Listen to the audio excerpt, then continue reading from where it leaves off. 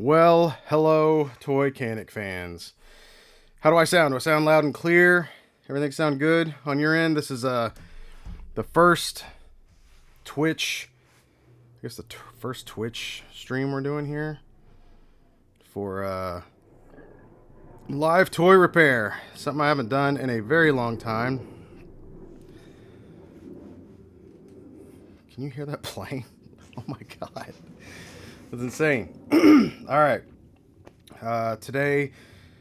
Yeah, we're gonna be the bill is due, says Chrisman. We're gonna be doing some repairs today. Let's swap on over. Time to eat some toy. Nope. Not gonna do that. Let's get over here to this screen. It's a little bright, huh? Little washed out. Hang on, let's see if we can't. Fix that a little bit. Hang on a second. Hang on a second with me here. Hang on. No. This one. Oh, how are we looking? I don't want it to be too dark. Nah, screw it. You guys get the idea. There we go. Touch. Move. Thanks. Not that. Thank you. Alright. That'll be fine. Ain't gonna worry about it. Anthony, I can't be eating these toys, dude. What are you talking about? That's literally on the box. It's bad advice to eat the toys. Okay. We're not fixing Woody today, though. Sorry. I just thought that was funny. You know, you guys have all seen the movie. This is actually a model kit. And it's kind of funny because you can get his eyes. I hate how freaking bright that is. This is going to drive me nuts. That's going to bother me. God, why is it so bright? Oh, I guess that's not too bad, huh? I guess it's just figuring itself out. Look, it's... yeah. That's good. That'll be a good... That'll be fun for the clips. Anyway, let's get into it. Today, we're going to be repairing some figures for a very, very cool client of mine. His name's Eric. He's amazing. Turn the overhead light off. Then I can't see. Look at that. Now I can't see. I'm sure it looks great on that end, but guess what? We're not sacrificing that for the art. No. This is the overhead light. That's why it's so bright. Yeah, so selfish. I would hate for the paying client, you know, to not witness his figure get mangled because I couldn't see. How selfish, Anthony. Yeah. All right. So we've look at this. Look at the side. Look, this is a huge figure, man. You can see this this dirty ruler here. What we got? We're going starts about right there.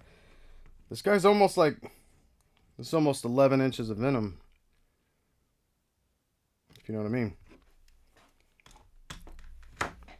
So 11 inches tall. That's what I mean.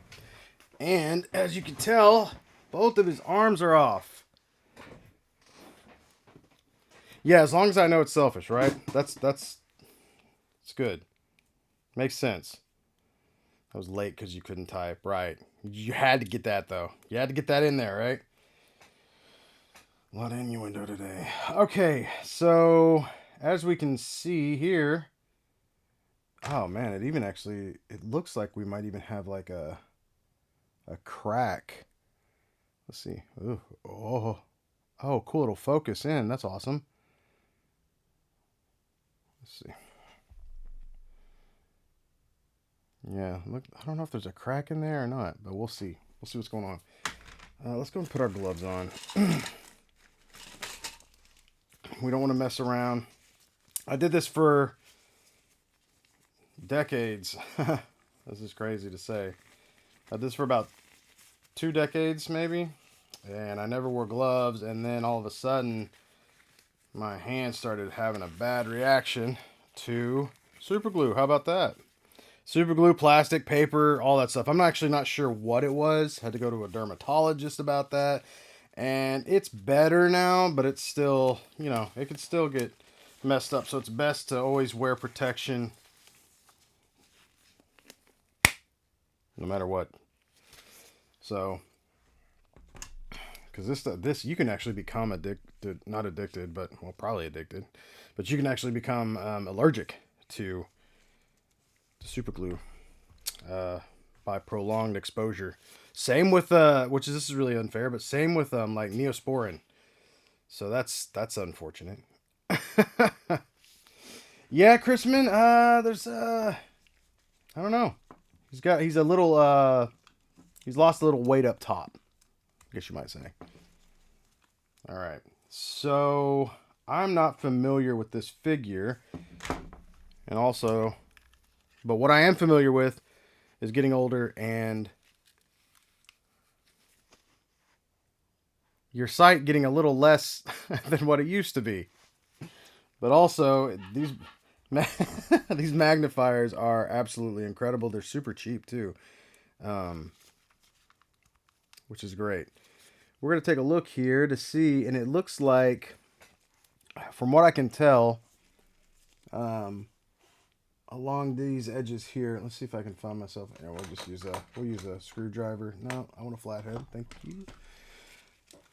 What it looks like is right here. I'm gonna have to move this closer because I tend to work really, really close up. Here we go. Here we go. This is what I was hoping this would be part of the show right here, where I fight my freaking light and camera and tripod and get to stare at the crotch area here. It's always good. But here we go. Okay, that looks a little bit better here. We're gonna just adjust for a second. Right here, this is a good thing that this little peg here that's obviously been broken. The peg is actually in the arm. I wasn't sure. Sometimes they can get a little crazy, and this can be like a 2/2 kind of process here. And this piece could be on the inside, actually, of this arm, which there might be a little bit of there might be a little bit of it on the inside, but I don't know. But this is good. This will allow us to drill in without any worry of damaging anything. And then we'll be able to get this out of here. What we're going to have to do first, though, is move the camera back here. Sorry, I'm going to make some people sick, probably. That's awesome. This is me, like, going through my room with those mounted cameras on. All right, I flip the camera around though, so your vision is what I'm seeing as well. So the camera currently is upside down. So whenever you see me like trying to find the lens, I'm like, oh, yeah, it's over here, right? It's not. Okay, so first thing we're gonna do is we are going to heat these up, and what I can do actually is I can go full screen with that. And what I generally will use is simple flathead screwdriver. This is a really good, this brand is I think it's called Weha. It's actually a German brand, so maybe you can help me out with this, Chrisman. But it's either Weha or Weha. Either way, these are unmatched from what I found. And I even have some, like, this is crazy. Look at this real quick before we get into this. I don't want these to fall. I've got like a little magnetic holder of tools in front of me, and it is jam-packed full of tools. This little guy right here, this is also Weha brand. They've got really... Yes! That's so awesome. That's the first time we've got to debut our new follower animation, and it happens to be for the guy that I am repairing this for. That's awesome. Welcome to the show, man. We're about to get started on your Venom.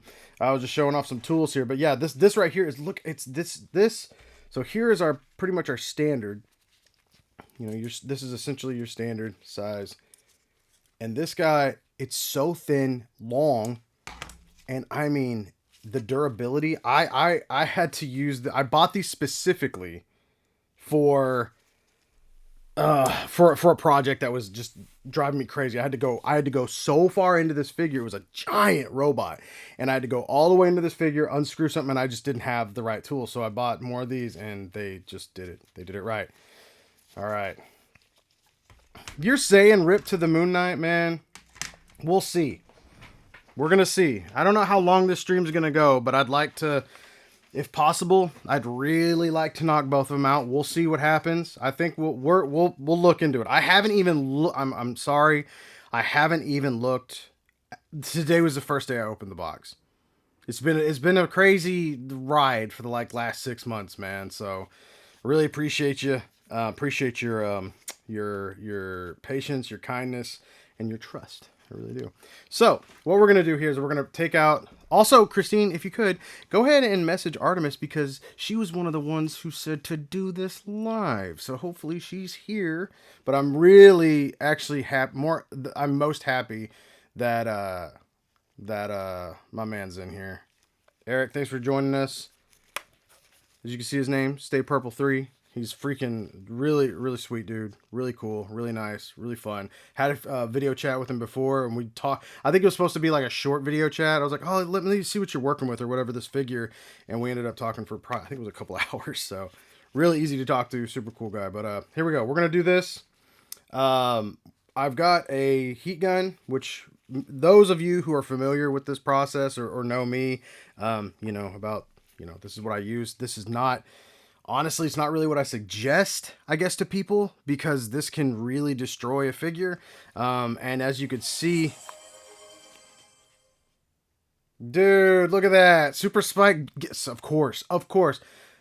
Eric, you have been gifted a subscription by our super generous, amazing Super Spike. Dude, Super Spike. Spike, I don't know if you saw the new ad. But you need to check it out on one of the channels. I did a new ad for this whole week because this is the first day of 4. So we're gonna do a stream every single day. Today is a toy repair special stream. Tomorrow's normal Callisto Protocol. So be me getting scared and probably dying a lot. Friday we're doing a special stream with my friend Johnny, who's usually in here, and my friend Ryan, who is he's Ryan, and nobody can take that away from him. He's one of my best friends, man. He's like family, and one of these days we'll also hop in with Spike. But we're gonna be playing Fallout 76 on Friday, and then Saturday we're gonna go back to your regularly scheduled program, and I'll be jumping back into Callisto. So here we go. Oh, look at that! Oh, look, his Stay Purple and his little heart emote, like the love is the purple mask. Awesome. Back to the heat gun though. These things can really mess up a figure. You got to be careful. This one has multiple heat levels, and if you can see right here, this little spot right here has a black coloring. That's from a Sharpie because that's where I realized was the sweet spot on here. Because anything past that, it's not good. It's not good on the figures. It's really not good on plastic. So let's heat it up and let's see if we can pop this thing out. Hopefully it'll soften the plastic well enough so we can do that. All right. And I tend to kind of, as you can see, I'm kind of moving it around like this. I like try to kind of go around. I used to say like a rotisserie chicken, essentially. You kind of twist it around like so. And you can kind of feel, and you can also see the plastic is starting to kind of be a little more bendy. A little more bendigo around the edges there. So we're going to heat this up. Yeah, you got to be really careful because you don't want to warp the plastic. A lot of people, the safest bet is to heat up some water. You can usually heat up some water for about, 60 to 90 seconds. And just drop this in there after you've heated it up. Do not put plastic in the microwave. Please don't do that. And you let it sit in there and it will eventually soften up. I'll tell you what. Hang on. We might actually swap over to a different different tool. I actually bought some new tools just in case. I use these just tiny flathead screwdrivers. Let's see what we got. Did this one already break? Oh wait, this isn't my new set. That's why. But yeah, this is a set I bought for this, and then this immediately broke. These are really cheap. Whatever they were super cheap. These are probably gonna be cheap too. They're from Walmart. They look like Weehaw, but they're not. They're not. I need some. Oh god, I'd love some small ones from them. That would be awesome. Okay, yeah.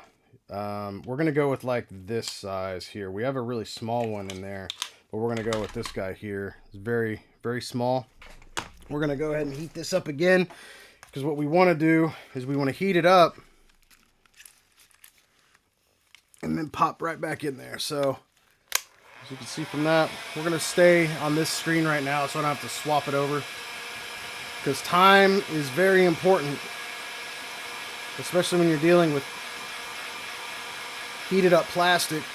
This stuff cools relatively quick, so you got to be careful. I'm gonna heat this up. Okay. All right. And now let's see if we can't try to get this into a better view for you guys. All right. Let's see if we can't pop this guy out of here. Okay, luckily the plastic is heating up. Let's see what's in here. Okay, yeah. Let's see for you guys who can't. There we go. Looks like it's going to be your kind of standard, looks kind of essentially like a mushroom. We're going to get up under there with the flathead screwdriver and then pop that out. And this is what we're dealing with here. This is our guy. All right. Kind of feel nostalgic watching this stream. Thanks, Chrisman. Yeah, it's weird, man. I was talking to Christine before this, and it's like, I don't know, man. Ever since, like I said, ever since it started messing with my hands, it's kind of, I don't know. I don't know if it, I wouldn't say it took the joy out of it, because there's always like joy in doing this and creating and fixing and repairing and whatnot. But I think the problem I ran into was the fact that, you know, it was affecting everything. It affected my like mental, affected everything. It really messed me up. I'm not gonna lie. So I can't stress enough to you people, everybody out there dealing with any kind of chemicals, plastics, papers, protect your hands. It's gonna be, because it can, you know, everybody thinks it's not gonna affect them or don't think about it. Sometimes you just don't think about it. And then when it does get you, you know, it could be too late.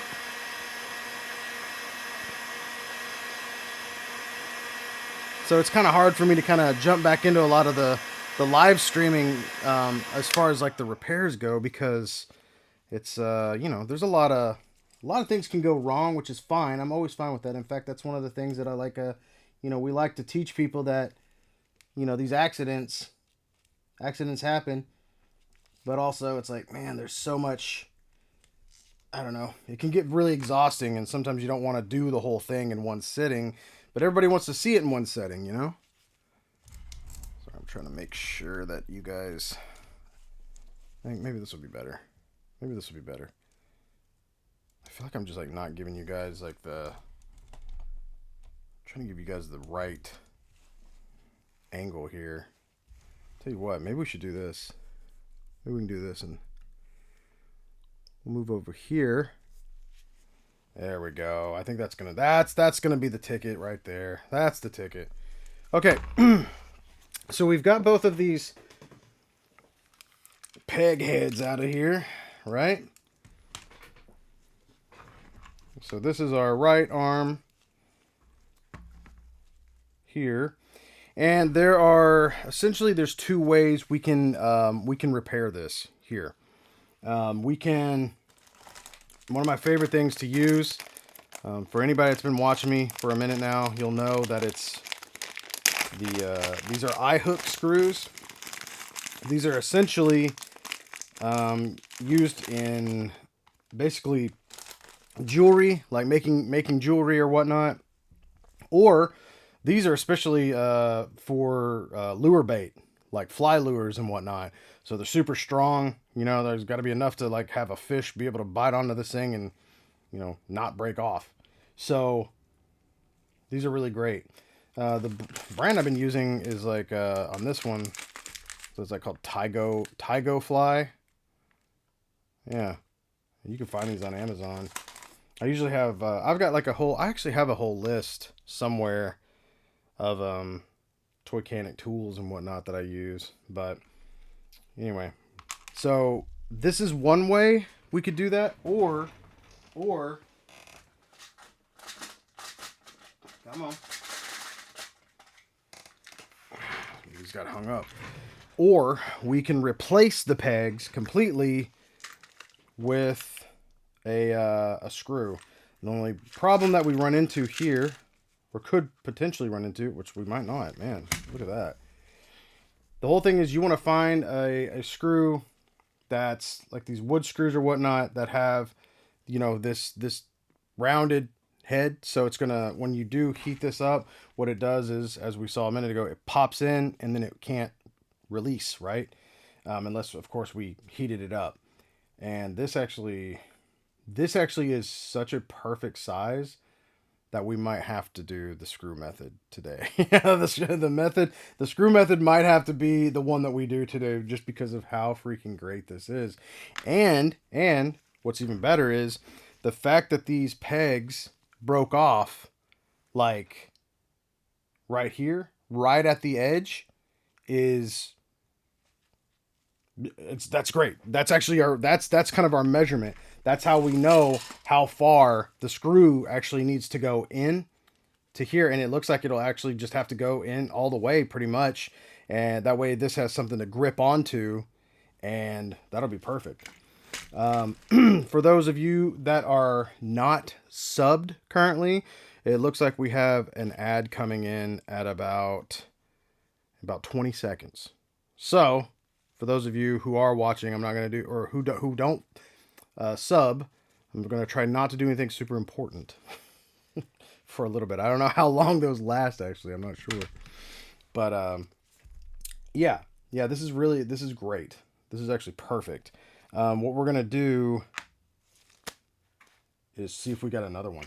That's where the problem we run into a lot of times, unless you went out and purposely bought screws for this. A lot of times people are like, "Wait, what size screw should I do this, repair with?" I'm like, I have no idea. No idea. They last for 3 minutes.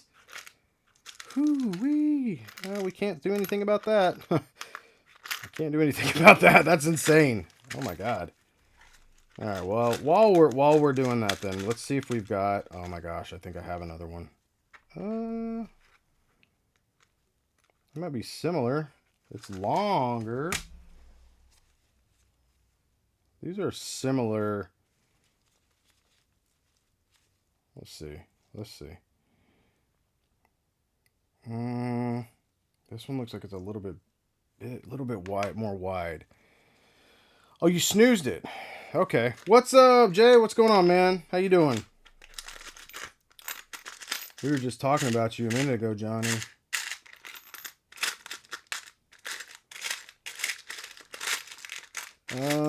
We might have to use this other screw. I don't know if I've got any more in here that are going to be of similar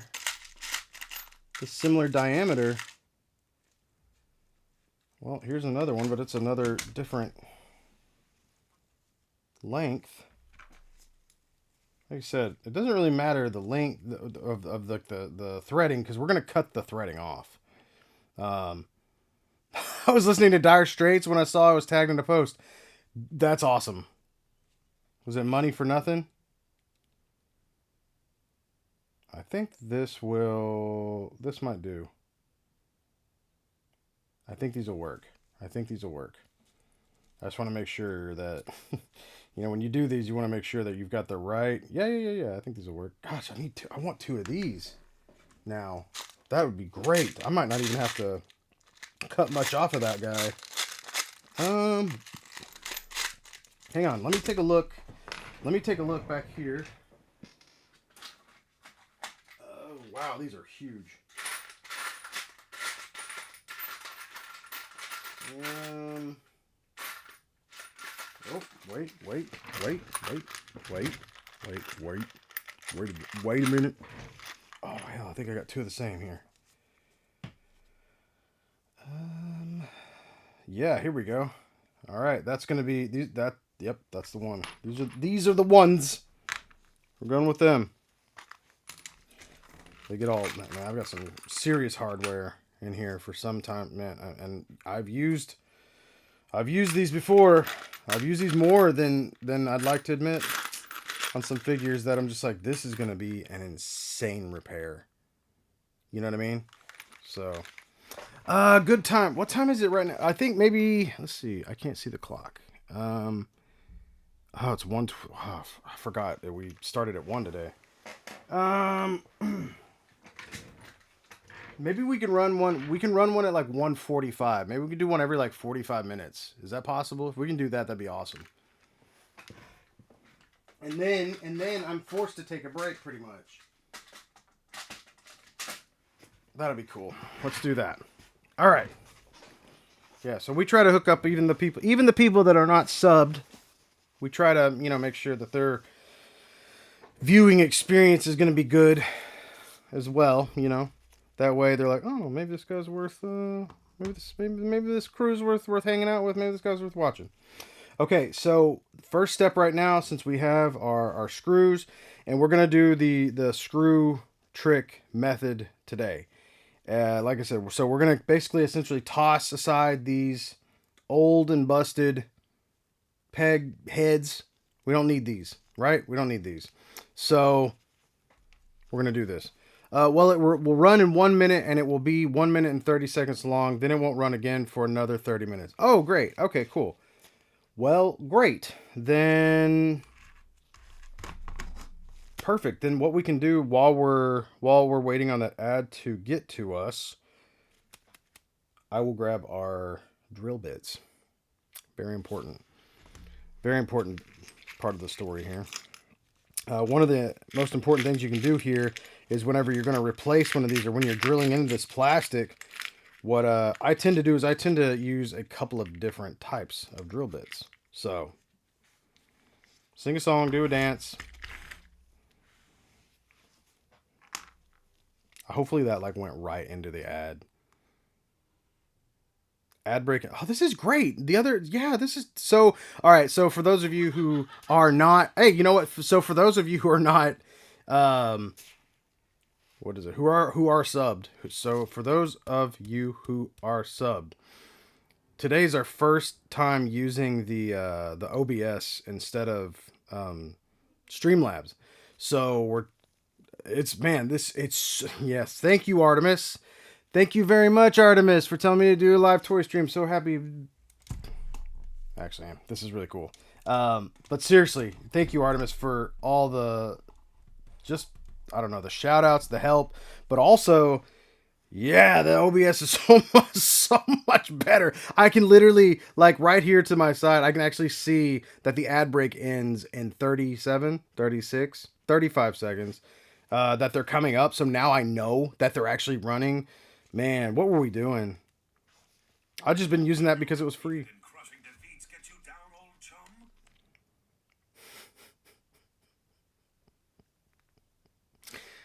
Thanks.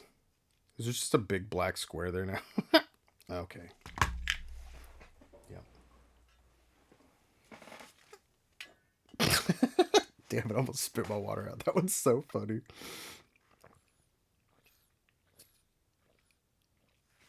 All right. That was so good.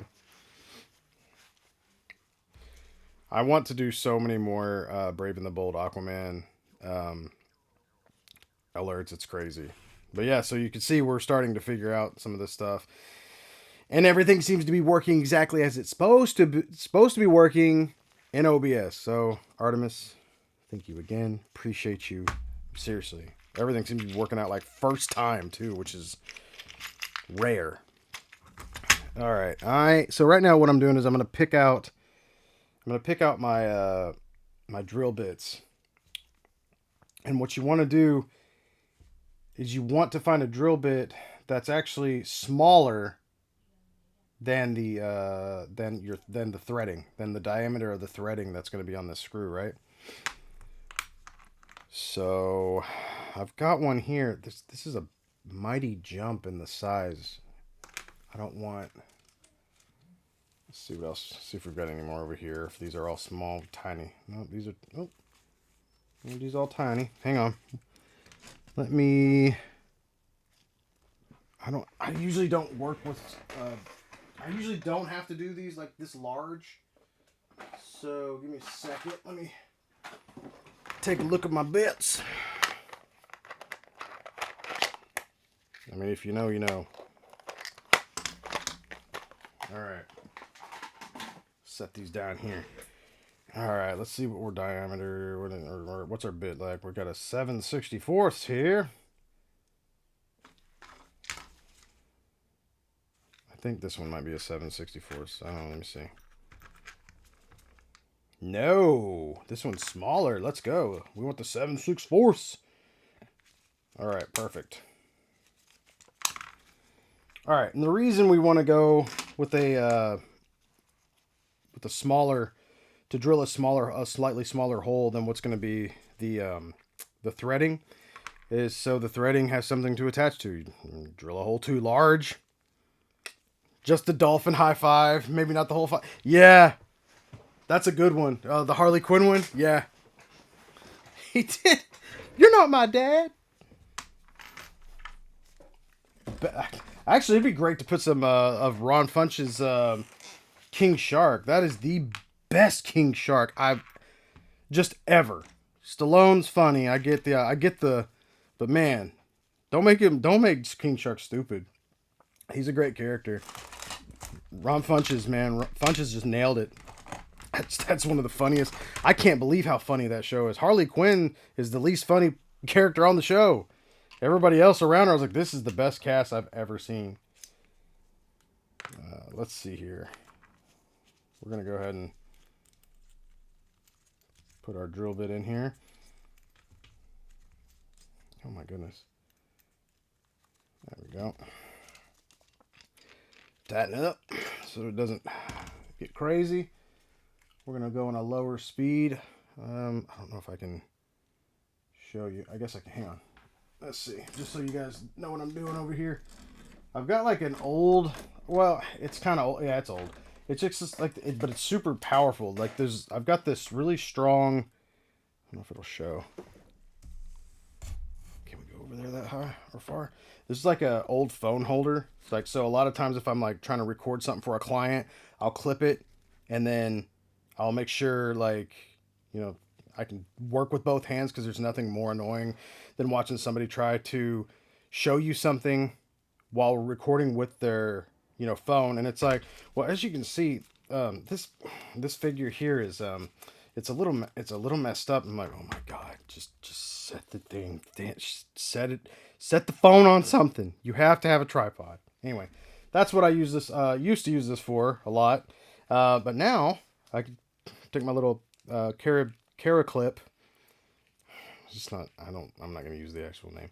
I'm gonna put the clip on here, and so now I've got something for my Dremel to hang on to, because now I use like this attachment wand here. I used to. You guys who have been around for a while used to see me use my my little Dremel stylist, and they all started finally dying, which was really sad. And when I say all of them, yes, we had a few.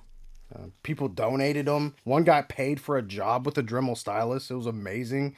And but they started dying, and Dremel discontinued them years ago, so can't get a hold of them anymore. So it sucked.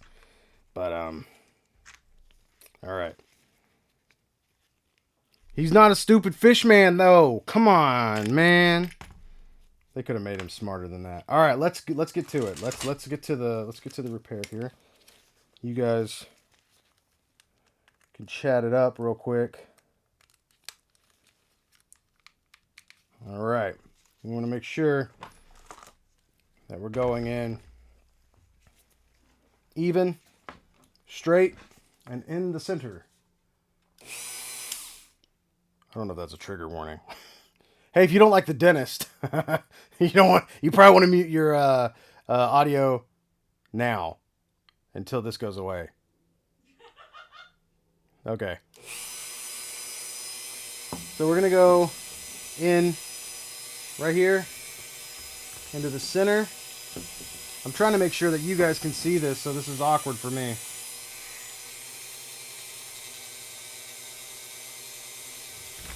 Okay, hang on. Let's get accustomed to our surroundings real quick.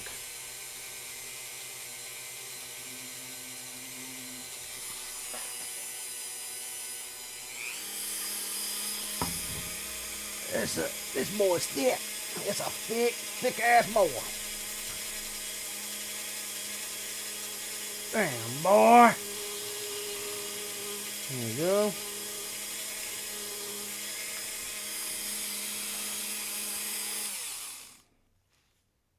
This might be. Let me make sure. This bit might be a little bit too. No, it's perfect. Oh, it's perfect. Magnifiers make things look bigger. All right, let's go ahead and drill in here. Okay. So this is an important part right here that a lot of people can easily mess up on. I'm gonna hang this. This is another cool thing. You can hang this through the clip over here as well. On the bottom, on like the larger side, and it keeps it from, kind of just works out fine. These are, see, here's a clip. You can just kind of right through there. Bada bing, out of the way. All right, make sure this doesn't unhook anything here. This is a really janky setup here. Okay. So here's our hole that we've drilled, right? And just to show you the difference in size.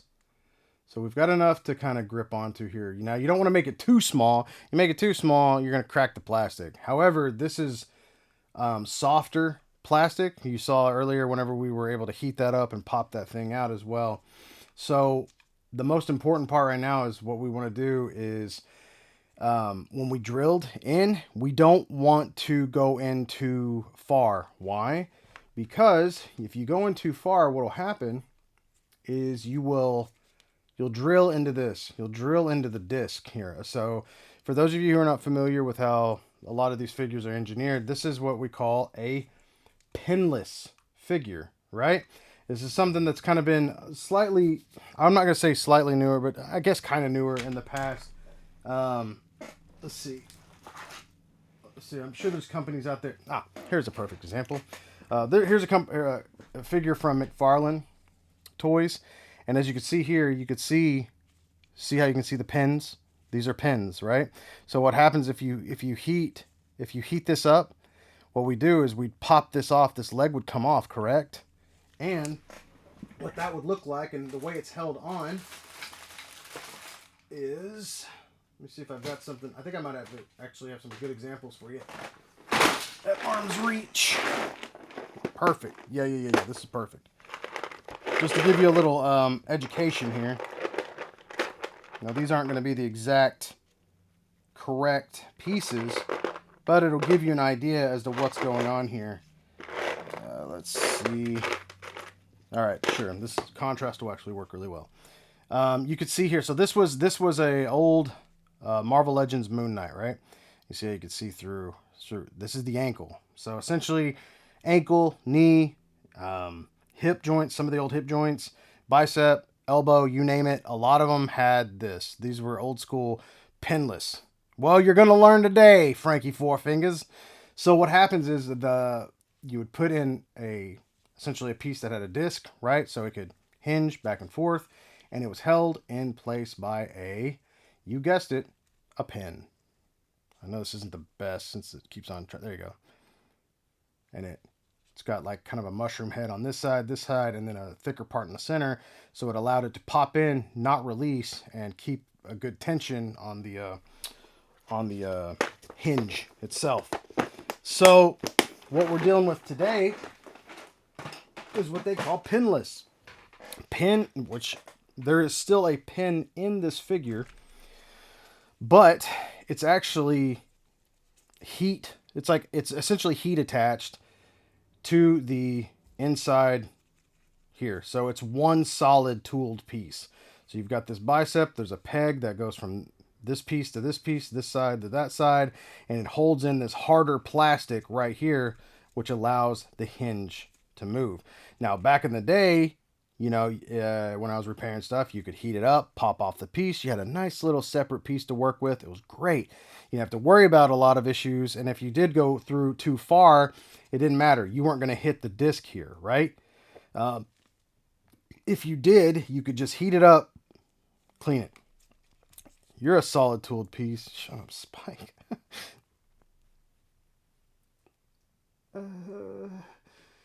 Let's get back to it.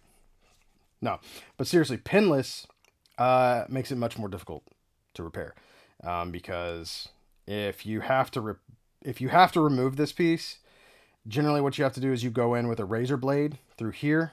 You have to like kind of heat this up, cut it, and then to reattach it, you essentially have to put a small dab of super glue in the center of the peg, heat this up, and clamp it. So honestly, I do think I'd have the eyes for this kind of stuff. If you do, there's a very niche market. You cannot make a living off of doing this. You can't. But it's fun. It's fun and it's gratifying. It's extremely gratifying. The guy that I'm doing this for is actually in the chat right now. I told him about it. He's a super sweetheart. His name's Stay Purple. He's in here right now. I've done a few repairs for him, and he's a joy. So he's in here. It's very rewarding to just the how gracious people are, how patient some people can be, like him. And then sometimes you get repairs for things that are like, you know, I'd mentioned this I think on Slaughter's stream, but it was something along the lines of, you know, Grandma gave me this figure, right? And maybe you can still buy this figure, but you can't buy the one that Grandma made, and Grandma isn't with us anymore. So it means a whole lot to them. And I have repaired multiple figures like that, and it's scary getting something like that in is really scary, because even a repair that you've done 100 times can somehow shift or change. So you never know. There's always going to be an anomaly, it feels like. But today, we're not going to see that. Not with this figure. Not today. Not today. So, back to it. You don't want to go in too far. If you go in too far, you'll drill a hole first off into this disc. And then if you put your screw in here too far, all the way in, it locks it. And now guess what? Now you've lost articulation. The whole point of these things is they're action figures. They're in action. If you didn't want them to move, you'd buy a statue and you'd put them on your wall. Put them on your shelf. Wherever you want them to. And there's nothing wrong with that, because I have a few and I love them. But if you get an action figure, you want it to have action. Have articulation. So, when we drilled into here, I'm pretty sure we might have hit the stop. I think we probably did start hitting this plastic piece right here. If you did, it's not a big deal. A lot of these things are actually covered up. You can see, like, you can't see it. Even if there was, and it's not going to affect the articulation, but if you're taking photos and you see a hole right there, that might not be fun. But if you did happen to drill in a little too far, let's say you hit that hole before you put the screw in, you want to just, very simple move, do this. Just bend the arm a little bit. So now that the holes don't line up. So, you'll know. Okay. Yeah. All right. So what we're going to do here is we're going to start putting this in just a little bit. Okay.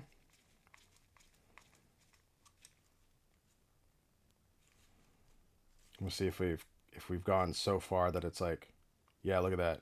So we've actually gone in to the point where it's not in a hole we drilled, but this is how we don't really have as much real estate as I thought we might. Let me see how far we went in. But you can see it's not moving. And I guarantee you, watch this. If we unscrew it just a little bit, let's see, 1, 2, maybe 1.5 turn. Yeah, that's actually a perfect example of what happens. And that wasn't even in the the hole that we drilled. It just happened to be the head right here, the sharper end of this the screw is catching on the plastic, and so it's stopping it, right? So we're going to bend it right here. And we do not, like I said, we do not have a lot of real estate to go in there. So what we're going to do is we're going to take some bolt cutters and we're going to cut the screw. This is very important. This is a huge, there's a couple of steps here, but this is one of the most important. We want to make sure that we leave some of the threading, obviously, because we need this thing to screw in. But from what I can tell, and let's double check this real quick. So this is our right. Let's do our left arm, since we're working on the left arm. Our left arm. Let's see, the peg broke off here. Let's see if I can move that out of the way. Christine hates Venom. Christine hates Venom. She's letting the dogs out right now. She doesn't like the tongue. She thinks it's gross. She hates this. She hates Venom. It's really funny how much she dislikes Venom. There's not a lot of Venom in the house here. So, which is good for every happy marriage, I think. Not a lot of Venom. Going back to this, though, it literally looks like this thing sat flush, which is great. That's going to be great for us. So we don't have to measure like the screw coming out just a little bit, adding a little extra space. I bet the oh god, Johnny dude. I bet the Venom symbiote feels like warm chicken fat. Oh, what if it's cold chicken fat? It doesn't matter. That's nasty. That's nasty. I can't tell if you said that like lovingly or in like you're like, this is gross. It's pretty gross. Okay. Oh, it's already in there. So we're going to take our screw here and we're going to cut it down. We want to make sure we've got, like I said, just a little bit of threading here. I don't want to go, and we can't leave too much because as we saw earlier when we went in, and let's go ahead and check it one more time just to see where it goes in and stops, right? And we'll mark it. We're going to mark it. I'm just going to twist it with my hand. Still good, still good. That's where it stops, so we want to back up.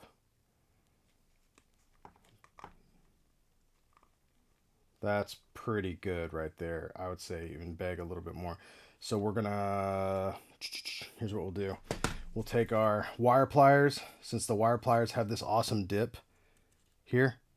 It's got that dip and you can see like you can see through it. It's perfect for holding, gripping wires, but also it's wonderful for gripping like any of these rounded pieces. So we're gonna, let's just put it here. And we're gonna unscrew it carefully. And that shows how much room we've got. That's how much. This is the amount that we can leave up into the the head of the screw. Let me get that in focus for you guys. There we go. Like I shook the camera. Focus. That was funny. All right. Okay. So we've got a solid, I would say maybe 1.5 to 2 turns of threading. So we're going to go ahead and get that where we think that's going to be. I think right here is pretty good. It's hard to get a solid grip on threading, just because it's threading. To get an actual straight cut. Just trying to make sure I think this might work. We'll measure it out right here. All right. Yeah, let's do that. And a lesson that I've always taught for forever now is when we're clipping the these bolts or whatnot, when you're clipping a bolt, it's always best to have something on hand, which I just brought them into the living room. Dang it. This might work. Here we go. Hang on. This is much smaller than I would normally use, but a little Ziploc, right? Just put it over. This one? Oh, you got a better one. This is fine. Okay. Thank you. Yep. She's coming to save the day. You always want to put it like a little Ziploc bag over it. And it's actually not a bad idea, just in case things get a little nuts. Go ahead and put on your safety glasses. It's okay, nobody's looking. Nobody's going to see you. Put on your safety glasses. It's much cooler to not lose an eye when it could have been. When it could have been avoided. If you lost an eye when it couldn't have been avoided, that's freaking awesome. I mean, not awesome, but, you know, you're kind of a badass now. That's just how it works. So, sucks to lose an eye, obviously. Depth perception, lots of things that come with that. But, you survived it. Oh, that's a tough boy. I'm not a strong man. So, let's go ahead and get rid of I don't need this anymore. Okay, and so this is where we're actually going to go ahead and do this on both, and then I'll show you what we're working with here. Show you what we're working with. All right, go ahead and get that guy where we need it. Let's go ahead and do this one too. Nice clean cuts. I'm gonna toss the remainder out. All right, so now we have two screws that have been cut, correct? Okay, let's see if we can get these in view for you. Ooh. You see? All right, hang on. You see those little? You see that little edge? Hopefully that's coming across for you guys. It looks super clean on my screen, but, you know, I don't know if it's being, you know, downgraded on your end. Anyway, there's these little sharp hooks and pieces. That is something that we do not want. We do not want those on the edges, right? So, what we're going to do, actually, before we change this out, hang on. Before we change that out, let me go ahead and drill. I'm going to go ahead and drill a hole in the other arm so that when we swap out our drill bit, we don't have to go back and, you know.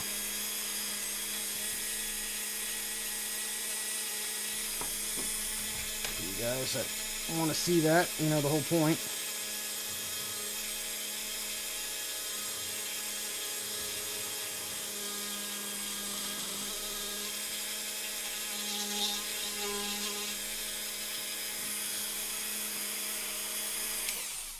I think that was pretty good.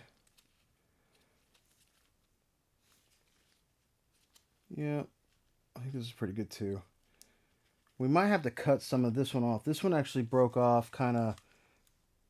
Looks like this one broke off a little uneven whenever the peg twisted off of it. Alright, so get back to it. Let's remove our drill bits. And now let's attach sanding bit, because now we have to sand down the screw, right? Why do we have to sand down the screw? Well, if we don't sand down the screw, what's going to happen is we're going to have, let's put these up, we're going to have these tiny little teeth, right? These jagged little edges that we just, when we clip the screw, it turned into this kind of thing, these sharp little pieces, correct? And so if those sharp pieces are, if we're screwing this thing in, and here's our disc, right? The one that we don't want to lock up. Well, if it hits those, it's going to cut and gouge into that, and it's just not going to be I wouldn't say nobody, Frankie, but you know, it's not gonna work correctly. You know what I mean? But if we sand it nice and smooth, no problem. And that's what we want. We don't want any problems. So, what we do, definitely want safety glasses for this. Cannot stress that enough. You've got pieces of metal fine. And this is another reason. This is another huge reason to always wear gloves, some sort of protection, because you don't want these little tiny slivers of like metal, steel, iron, whatever. Nothing. You don't want these in your fingers or your skin because they can work their way in. And it's not a good feeling at all. So, let's see. I'm trying to find the best way to approach this. Let me see if these will work. I need, you know what I need? I need some like thin. I need some thin wire pliers. I think these will actually do really good. These Weehaws are good. Weehaw! All right. Couldn't help it. Since we've got enough room here, I don't think this is gonna go. Pew! That's the problem you run into. You run into like with trying to hold on to these things with needle nose. This is a little bit better because it's got threading and it gives you a little more grip. But if you don't have that grip, you will lose these things. It will go flying, and then oh no, all that hard work you've done. You've measured, you've cut, you're ready to go, and now you got to stop. Oh, looks like we got an ad coming up. Ad coming up in 1 minute. Uh-oh. Well, while we're doing that, I'm going to go ahead and start now. I'll go ahead and sand now. So, or I can wait. You guys want me to wait? No, you don't want me to wait. I'm going to go ahead and sand this down. Okay? You can see here, we're just going to go in very gently, very carefully. You got to be careful, too, because these things can spark. This is a lot of friction. Yep.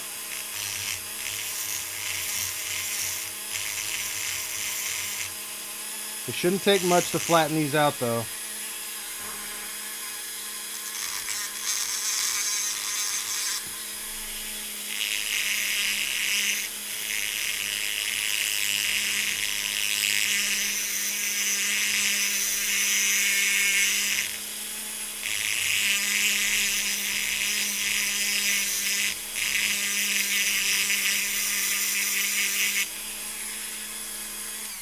These also get very, very hot because this is a conductor of heat.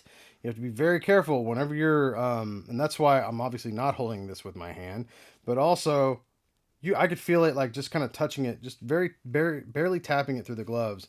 This puppy's hot, so you gotta be very careful. While we're on that break or whatever.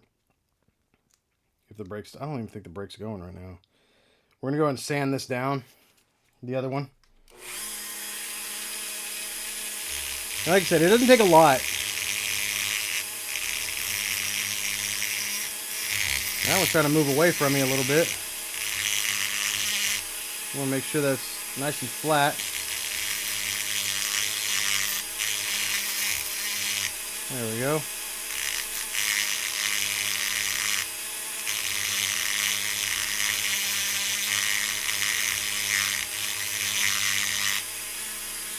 I think that's pretty good. What'll happen sometimes, pardon. What'll happen sometimes is when you're cutting the oh my gosh, the screw threading, obviously since it's not straight, it's at a slant, it'll catch your bolt cutter and kind of cut it in a slant. So that's another reason why we want to shave these fairly flat. This one's looking pretty good. As you can see now, there's a little bit of, let's see, actually I can do this, hang on. I can go full screen. This one seems to, there we go. Okay, so now you can see kind of how. See, that one's kind of got an angle to it. Kind of, it's got an angle to it. But this should be fine if we've cut off enough. If not, we can cut that even shorter. Which the most important part is that the threading is just continuous, right? That's what we want. We want a continuous thread. This one's looking beautiful, I think. Look at that. That's really, really nice. We might have to cut that one. But this one also seems a little bit longer to me, too. We might have cut a little more off that other one.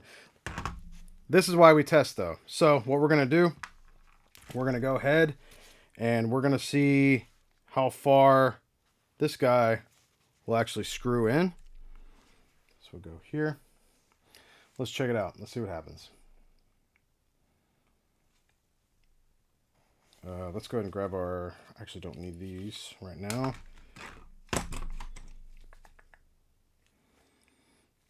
Oh, Phillips! It's right in front of me. We're going to go ahead and put this here. And then let's see if we can't get this guy to go in. Which it should, since we tested it with the screw a minute ago. Oh, is it going to be too far? Is it going to go in too far? All right, so this is where we want it. Will the arm bend?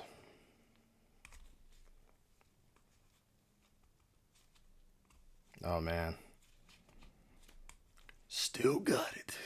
Yeah, that's perfect. That right there is perfect. That's exactly what we want. And while we're at it, let's go ahead and test the other. We'll put that on the edge of our screwdriver here. And we're going to go ahead and carefully screw this in. If it doesn't screw in, if it's just like grinding the plastic up, that means you need to back up and either cut it down or sand it down some more. That means something isn't right. That's what, like I said, you want a continuous. You don't want it to like start. You don't want to have like a piece of the threading interrupted. Essentially, you want it to be a constant slide. Imagine if you were going down a water slide and all of a sudden a piece is cut out. It's not good. It's not good. It's not a good time for you. You're gonna break your foot, or worse. So let's go ahead and put this here. She liked that one. Did you hear that from the other room? That's why she married me, for my sense of humor. All right. This is good. This is good. Perfect. Okay. So this is great, actually. So what we're gonna do now, we're gonna go and back up the tracks on this guy here. And what we can do, and this is interesting, is something you can do. What we're about to have to do is we're gonna have to lace the screw with super glue. Okay? And you could take the screw out if you wanted to all the way, or you can do this. You can back up the tracks a bit to where we are here, right? So now all of this is exposed. Clearly what we want to do is we want to take this end here and put it here. We just screwed this all the way in and it worked just perfect. So what I do, instead of taking it all the way out, because what can happen is if you take it all the way out, let's say you put that super glue on and it gets on the very end of that screw. And then when you screw that in, what can happen? Well, that super glue could leak, could expand, and it could, I mean, chances are we've got a hole right now leading right to this disc. And what could happen is that glue can get into there. And if that happens, you're dealing with a whole other problem. And it's, oh man, especially with a pinless joint. If you get glue in a pinless joint, oh god, it's rough. It's bad. It's not a fun time to fix that. It's not a fun time to fix that at all. Okay, so I don't know if I've got my...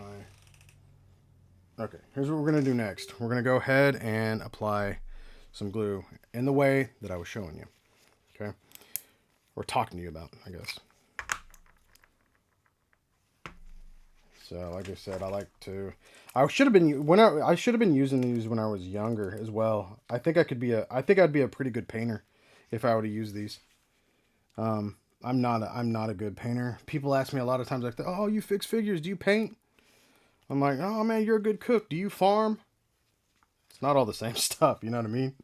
I get it. I understand. We've all seen Toy Story 2, right? We know.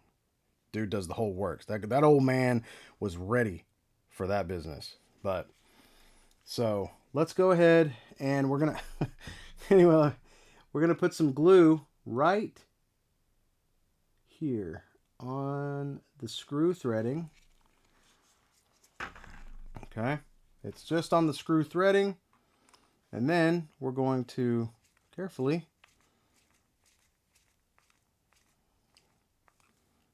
put that in. And the reason we do that is because now it's got something to lock in there with. A lot of times I've seen people, if you're familiar in the toy world or whatnot, a lot of people like say, "Oh, I used a pin. I pinned it. I used a pin." So that would be essentially like, let's say, a paperclip.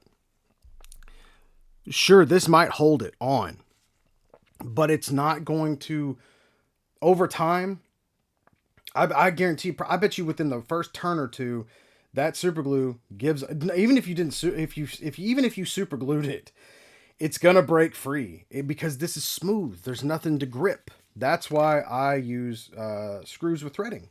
That's why I always use screws with threading, because not only is it something that, I mean, and it's not saying that it's always going to be foolproof, but it gives it something to grip onto, and it allows it to, you know, yeah, like grip. There's no better way to put it, really. There's people out there that'll say, "Oh yeah, I pinned it." I'm like, "Yeah, how's it holding up?" "All pretty good." You're a liar. I don't believe you. Because pins just they can't hold on like that. The whole point of a pin, if you pin something in, there's a reason why they call them the pin joints. They move, they swivel, they turn, anyway.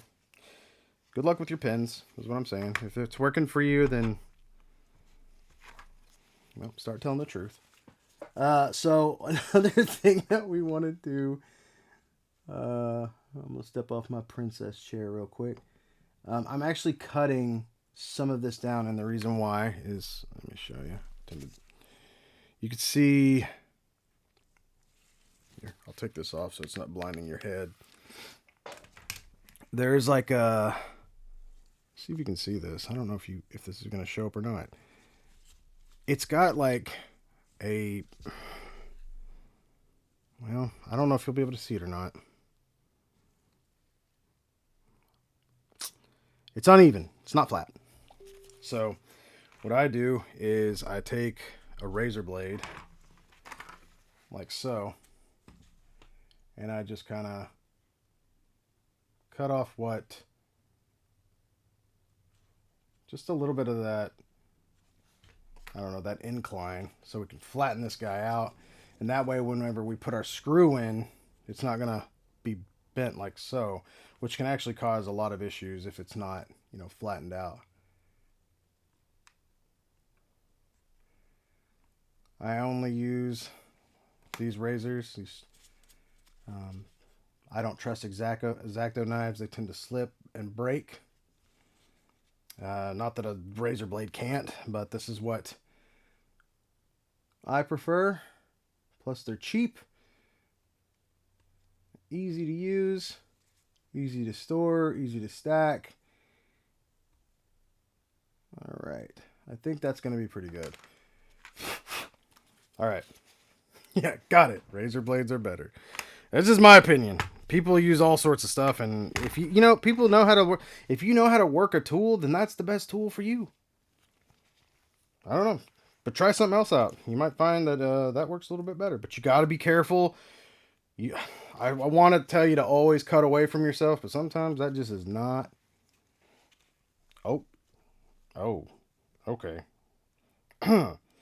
We now return to, if you or somebody is suffering from problems, don't talk to Artemis. There we go. If you know, all right. The problem that you run into is, you know, you want to be like my, if you see my Bill Maru Toycanics page on YouTube, which is Bill Maru, it's very family friendly.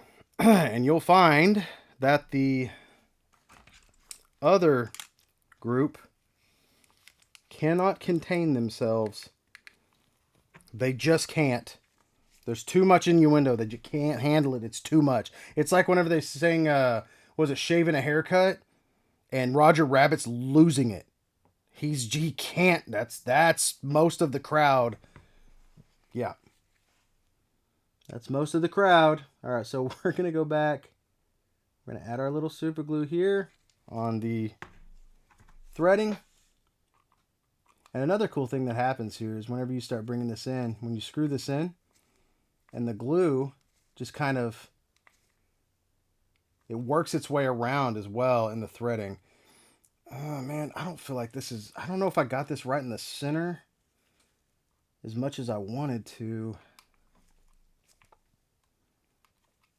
Let's make sure this is gonna,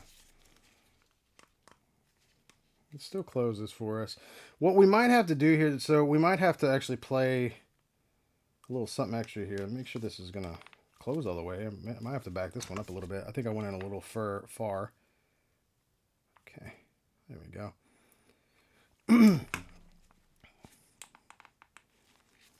Make sure. These are really hard to get a grip on.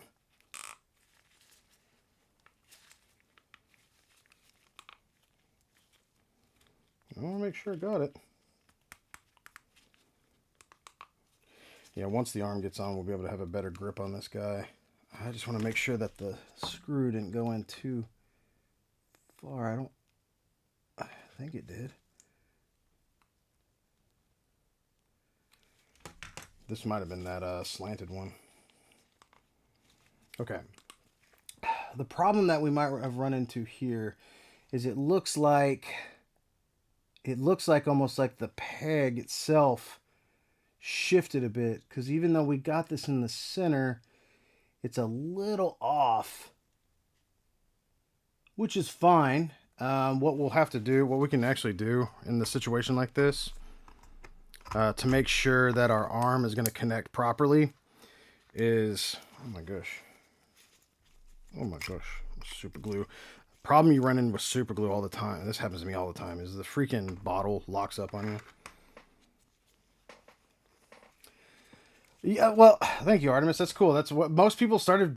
That's what they said. They liked seeing the process of how this worked, because it's not. It's a process. And keep in mind, like, and people are like, oh, this must be cool. You know, you're making a living doing this. I'm like, I'm not making a living doing this. I just want to make that very clear that it doesn't pay well, because figures, while they are a little more expensive, you know, I don't want to charge you what it's going to cost you to buy a new one, or more. But sometimes it just, you can't help it. You take a little too much time, you know. These take a lot of time to do.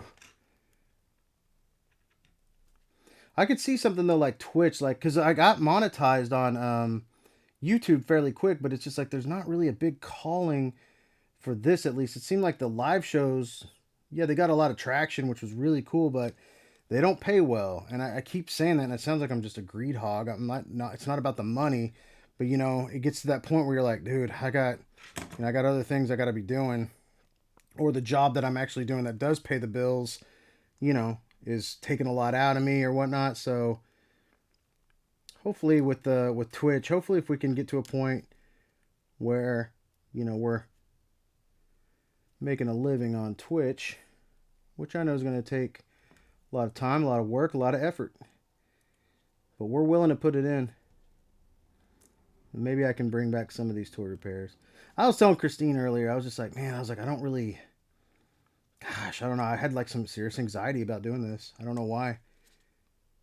Because even whenever there's a problem, it's fine. I'm not going to say I like it when there's a problem, but it's cool because people mess up. Okay? Which we're going to find out in the next repair, as our gracious client oh so humbly said. He's like, I really screwed this one up. My dumbass tried to repair it, And I think that is awesome that you tried. You don't think I just started fixing figures one day and that was, oh, look at me. I mean, yeah, I turned out to be good at it because I practiced at it. That's how most things work. And if you just find that you're just not good at something, well, then maybe try something else because I guarantee you there's something else out there. Maybe you can't sing. Can you play guitar? Maybe not. Can you write a song?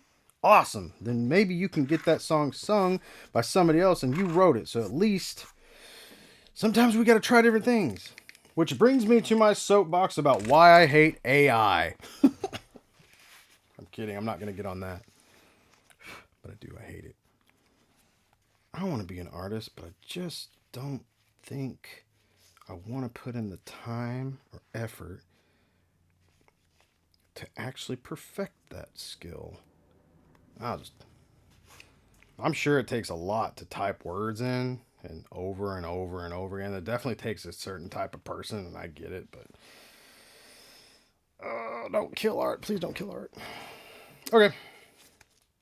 Honestly, do what you love, be you, and a bit of it is like playing with other streamers and stuff. Man, Artemis, you're pretty great. You're a very positive influence. We are very, very happy and very fortunate to have come across. I'm glad we You know what? I said I should have started streaming years ago, which is probably true, but maybe our paths wouldn't have crossed. I understand. With AI, I understand some aspects of it. There are some things that are actually amazing, as in like, and I know artists are really. This will probably put me in a bad window, but like Adobe, I know a lot of artists are like hating on Adobe due to their being so greedy and whatnot. But it's like when you're kind of locked into that market, it's hard to stop using one of the things. I understand, hey, we want to take a stand, but also it's like not all of us have something else to fall back on. Family, that'd be nice, but not all of us have that. You know what I mean? So some things, not yet. You're absolutely right. Nothing will replace a human touch. Nothing will. This is why. Okay, let me just say this real quick, and I'll get back to this because super glue is drying right now. This is talk time. Um, Well, I was telling Christine earlier, and I mentioned this to you guys that I had anxiety, a little bit of anxiety getting on here. I used to do these all the time for hours and hours and hours. Also, much younger and whatnot, but it doesn't matter. I can still get in here and do this stuff. But when it started messing with my hands, there's a bit at the beginning of this where I showed like something, and I kind of covered up my thumb real quick.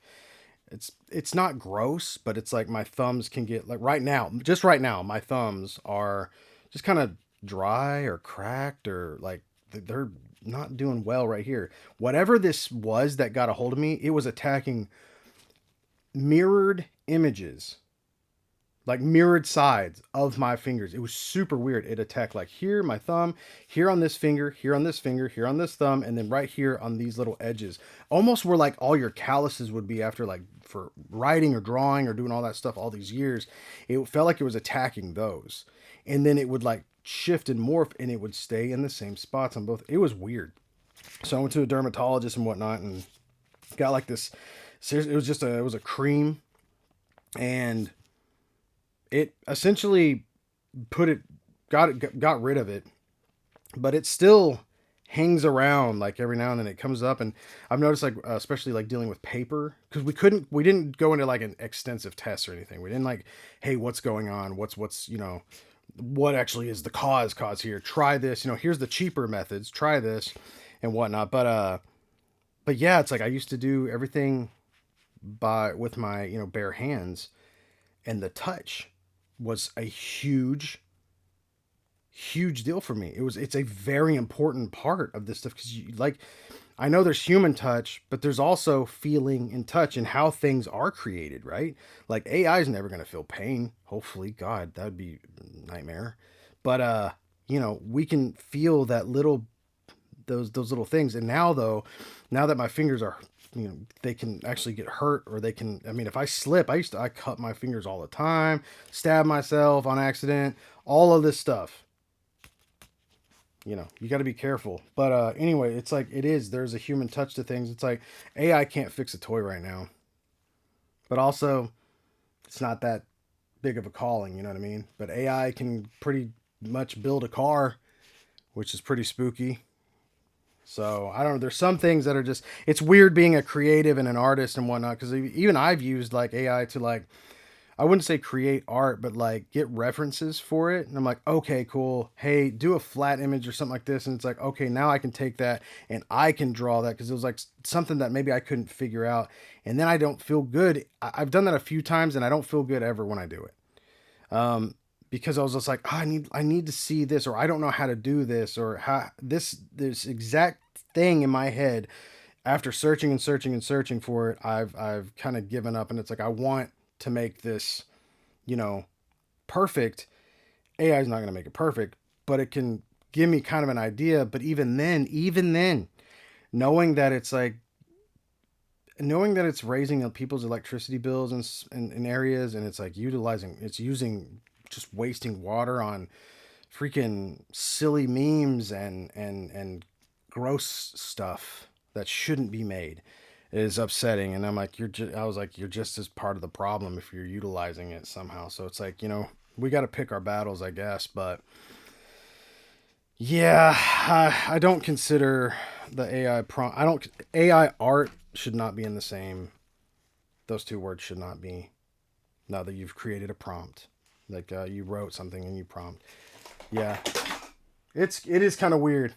I caught ChatGPT the other day lying to me. I was trying to create something and it was like, oh, you've reached the free limit. And I was like, no. I was like, okay, well, fine. It says try again at like 5:02 p.m. I was like, all right, well, 6 o'clock hit. And I was like, hey, there's this. And it's like, oh, you reached the free limit. I'm like, I didn't actually.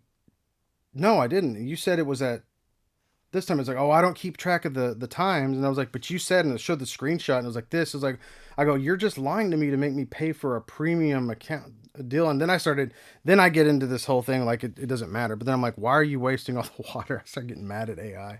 But yeah, it was like, it literally just, it admitted it lied. It tried to constantly swerve.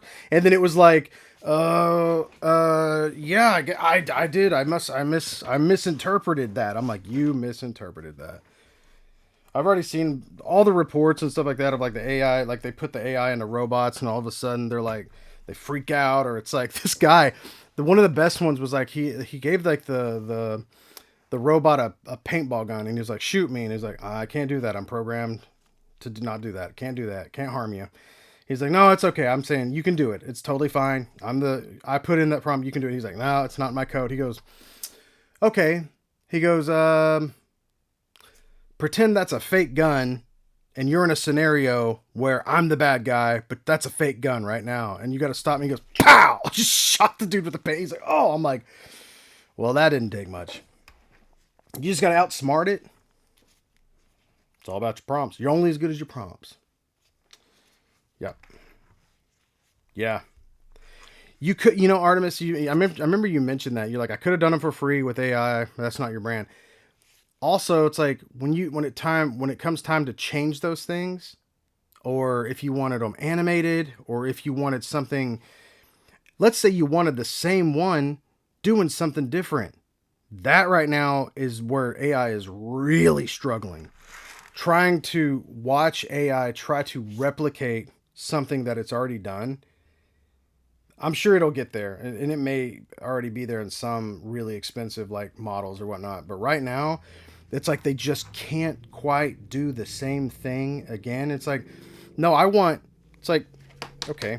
It's like, I want this guy right here, but let's do him without wings. And maybe that worked because all they had to do was cut out the edges. But it's like, but now I want him to, raise up his arm right here. And all of a sudden, it's like adding a different like symbol on his shoulder, or something's different here, or like maybe the cigar is turned a different color, or the finger's wrong, or the eye's a different color, or suddenly it's like, no, I want his eyebrow raised. And it's like, well, you're sitting there for so long. I talked to Christine about this the other day. I was like, I'd love to see a show where you take an artist, a digital artist, and then you take an AI prompter, so a guy who's going to be typing in prompts, and you have a client, and the client is like, okay, I want this, and who can get it done not only the fastest. Okay, there's a scoring point to this. This is like that show Face Off, right, from Sci-Fi. If you ever saw it with the special effects makeup, it was amazing. But imagine having them do that, and then all of a sudden it's like, oh well, looks like the AI won. They did it faster. It's like, okay, now let's now I want to put it on a billboard or a t-shirt, or let's make it bigger. Let's make that 8 feet by 8 feet. And all of a sudden it's like, oh, I didn't create a vector out of it. Oh, well, do it. It's like, well, make a vector out of it. All right, now change it to doing this, or change this, or get rid of this part, or how fast can you get rid of this part? And that person can't use any other tools. It's like they just have to do it inside of this AI program. It's like there's this other side to it too, I think. But that's just me. That's just me. You need to tell it everything you don't want it to change when you ask for something to change, which is so dumb. Yeah, isn't that crazy? It sounds like you're dealing with a person now. It sounds like you're dealing with a bot. It sounds like you're dealing with upper management who shouldn't be there. Like, yeah, man, my daughter knows how to do this, or my this guy's gonna, oh, you know what? My daughter just married, this guy that works here, and she's gonna be this boss now. It's like, have you ever done this before? No, but I'll figure it out. It's like, I have to tell you everything I don't want you to do for you to do the thing that I need you to do. Yep. All right. We got a break coming up, and we're going to... Actually, I'll take a quick break whenever we do that, and then I'll be right back, and we'll get into the next figure, which... Eric said this one's going to be a doozy. He says it's probably not fixable. Oof. That's something that I don't deal with that type of talk, because my motto is the impossible just takes a little longer, and that's truth. That's truth. We'll be right back. Go get yourself a little stretch, get yourself a drink, a little snack. Be right back.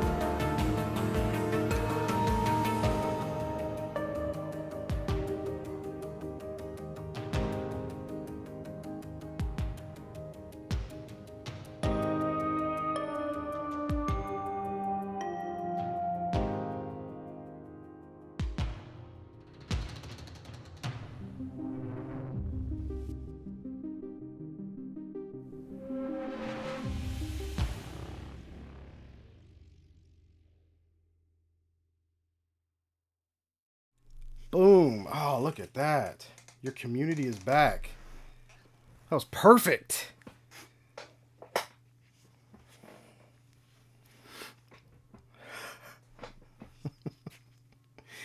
Awesome.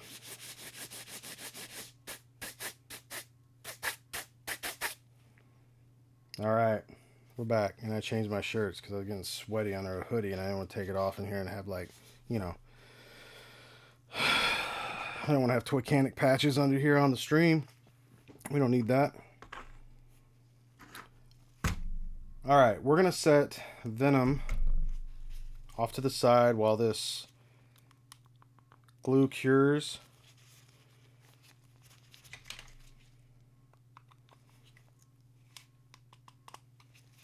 Just testing it real quick to see if...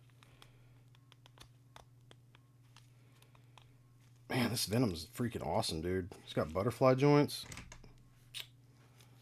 All right. All right, here we go. Here we go. Oh no, it's got a white cape. Okay. This is removable, right? Oh god, tell me this is removable. It has to be. It's Revoltech. Chrisman, are you in the chat? Tell me this is removable. Oh god. It looked... Do not make me do this. Hang on. We gotta check this thing. I need to see if this is... If anything, I might have to just remove this and put it back on. Oh, it's not. Oh, I could see the...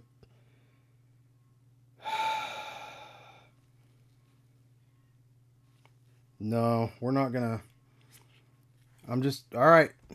Eric, I want you to know this, that I'm gonna have to remove the cape in the front, and then I will reattach it. I promise. Dude, look, oh my man, look at that. I love that Eric's like, hey, go ahead, man. I'll put it back on for you.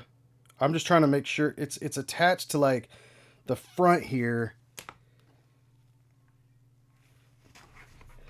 Can you imagine if I would have sneezed into the cape? Just use it as a Kleenex. All right, now let's get back to it.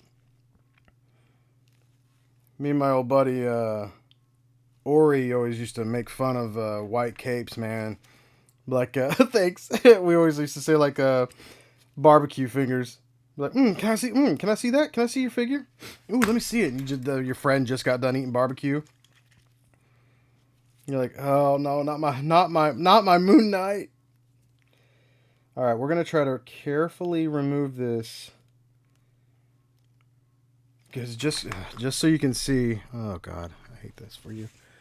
I haven't touched it really yet, but if you can see right in here, there's like, it's probably not gonna show up. You can just see it's like kind of like the paint and whatnot are attached. Ugh. I will be... Is it fixable? What do you mean? What do you... Oh, Artemis. Just hang on a second. Just hang on a second. We got to get to the heart of the matter here. Ooh, okay, so that part right there, that will break if we're not careful. All right, hang on. So, is this an hey, Eric, is this an official figure or is this a KO?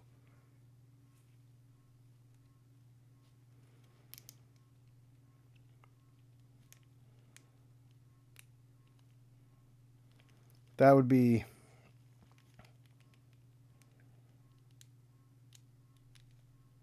I think I feel like I asked you this before, but I can't remember if I did.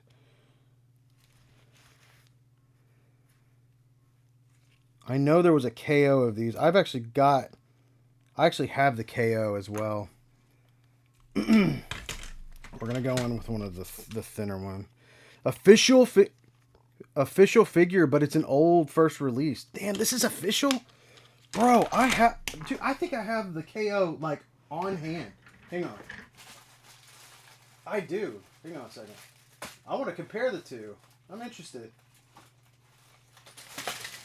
Oh. I want some of the stuff.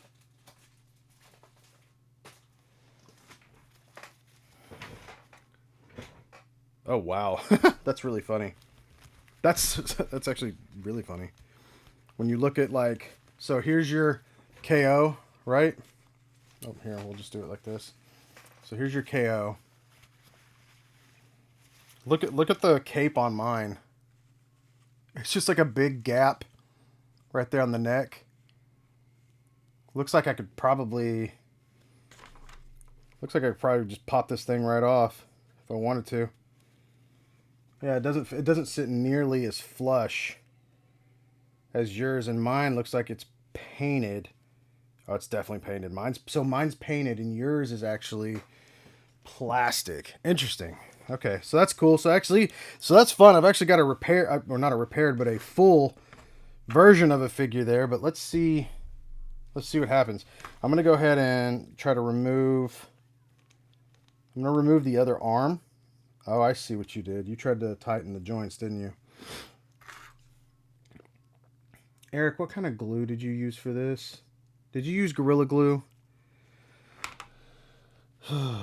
Don't use Gorilla Glue. Don't use Gorilla Glue. Because Gorilla Glue is really gross. I'm going to keep this peg right here at least.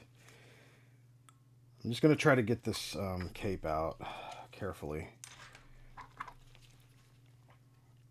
I can't believe this is like a official... I'm surprised this is actually an official release. I'm not trying to knock the figure or anything. It's just like some of the engineering on the inside. I'm like, man, they just kind of... Feels like they just kind of gave up on some of these parts. Let's see, is this... Let me see if I can soften this guy up. Hang on. Maybe we can heat it up a little bit and make it a little easier. I don't want to break anything.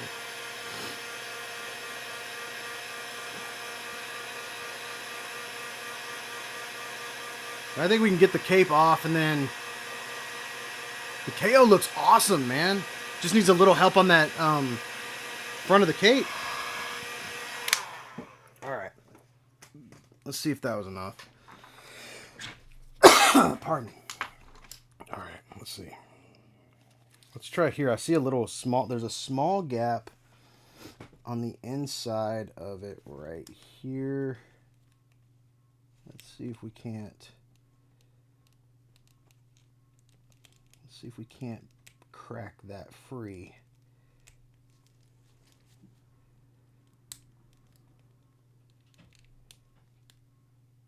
Come on. I don't like... It feels like this this cape is like brittle, dude.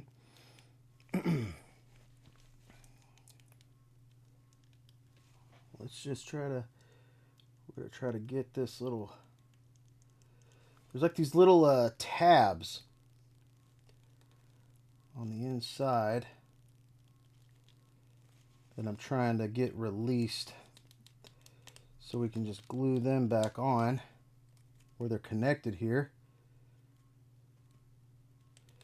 And I think we got one.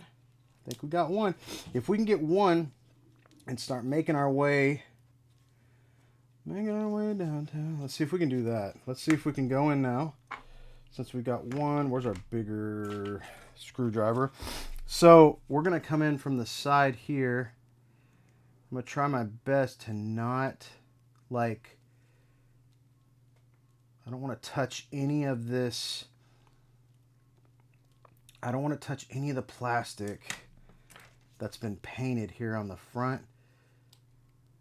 That way we're not...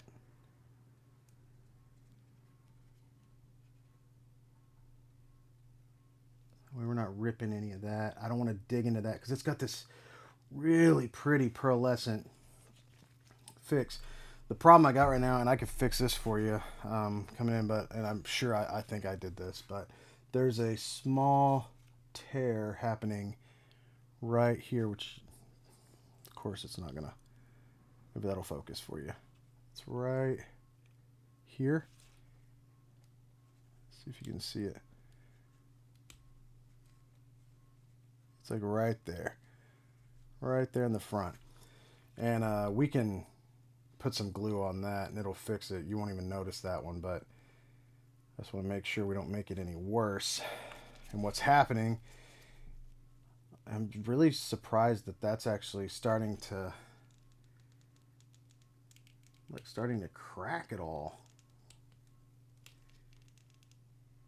This figure isn't that old. Like, this figure is not that old. Pardon. So sorry. I've been having allergies, so don't think that I'm sick or getting sick all over your figure or anything.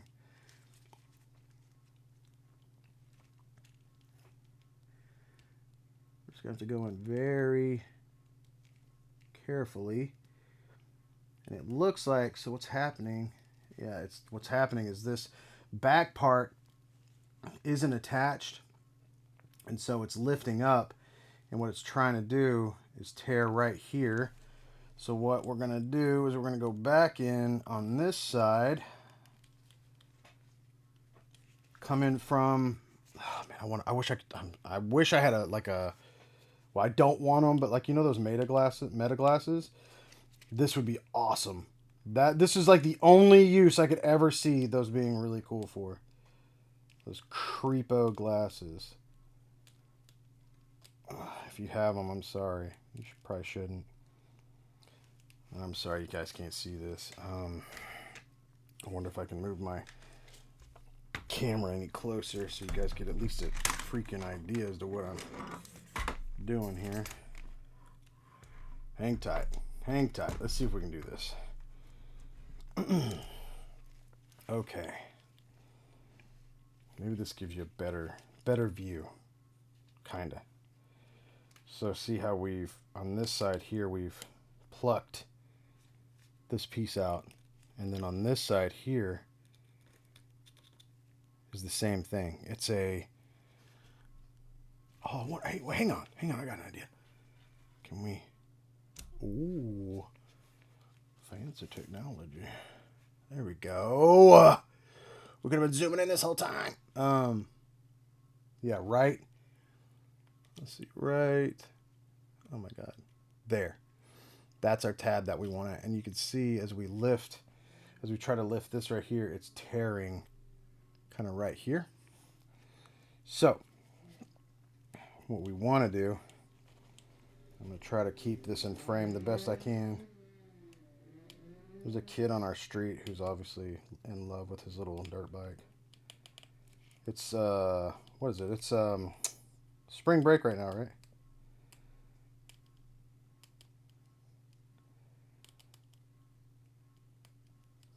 We're just slowly working our way through the back here because nothing that happens back here is going to be visible. And that's lovely. I like that. Okay. I'm going to turn this around a little bit. And the whole reason that we're trying to get this cape out of here is because we don't want to dirty it up and we don't want it in our way while we're trying to reattach this arm piece. It looks like it might be something that we have to rebuild, but we'll see. And this piece is really in there. Sometimes I wonder what kind of adhesive that they use that can keep these things in so well. Like this piece came out no problem over here. We're going to carefully, because we don't want this thing to slip.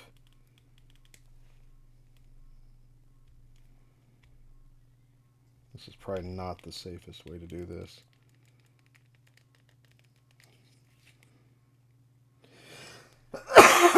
Pardon. God dang.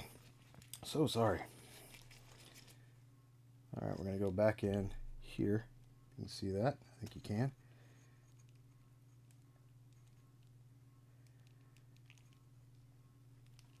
Yep, careful. system. We don't use that big guy too much. It might make the process faster, but it may not make it prettier.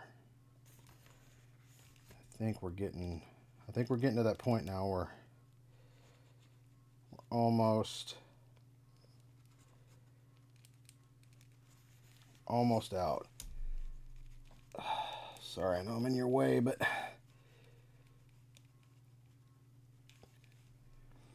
we've almost got the entire cape off of the front here. Just trying to carefully. Oh, there we go. Oh, that was good. Front piece is off. Right piece is off. The very front center is off. Hang on.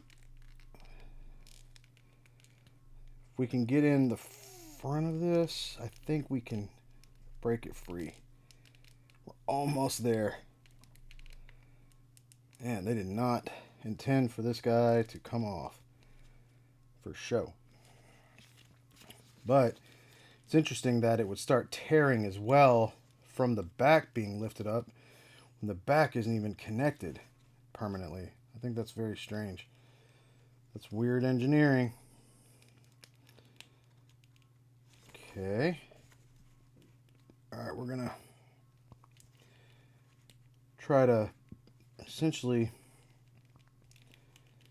I think we're almost there. We want to work our, like I said, we want to work our way in between this hard plastic front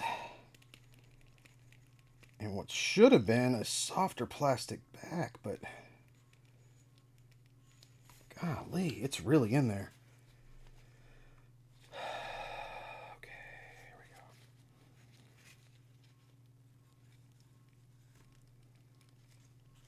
Hang on.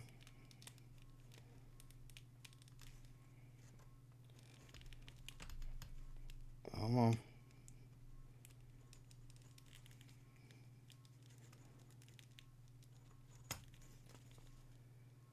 I think we've almost got. I think I've said that twice. There we go. All right. Look at that little jerk. There's our tab. Look at that guy. And then what we can do is we can actually go back in and we can clean a lot of this up so it fits nice and flush back on here. You can see this is where all of our mess was. Let's just see what it looks like if we try to put it back on real quick. So this is without any cleanup. And you'll see we got like that gap right there. Once we get all the cleanup done and whatnot. Actually, this part isn't even going on. Hang on. There we go. There's still a little bit of a gap right there, but what we'll do, that's just for right now. What we'll do is we'll clean up all this extra pieces, all these pieces. Pardon. And we'll get that all figured out. Not worried about that.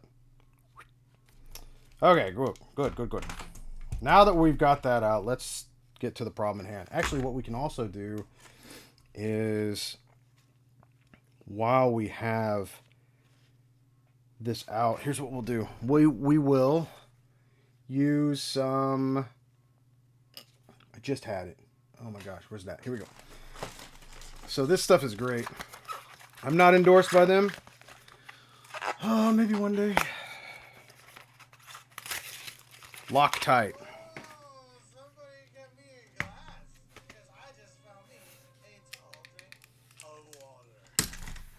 God dang.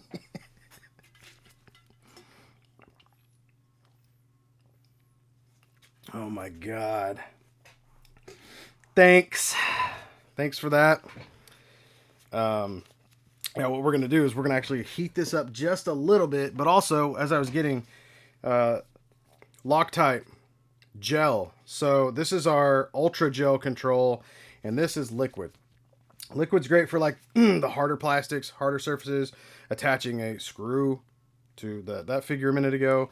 But the gel seems to, what it seems to kind of, since it's gel, it has a little more bend to it. And so it's really good for pieces like that little part of the the cape there that started to kind of, you know, was having a bit of an issue. But it's also meant to, you know, move some. So we're gonna go ahead and open this guy up. All you gotta do is tighten it. It pokes a hole in the little bag that's inside. And so we're gonna heat up this just a little bit, because this is, I feel like this could warp fairly easy. So we're gonna just heat it up from this side, heat it up a little bit from this side.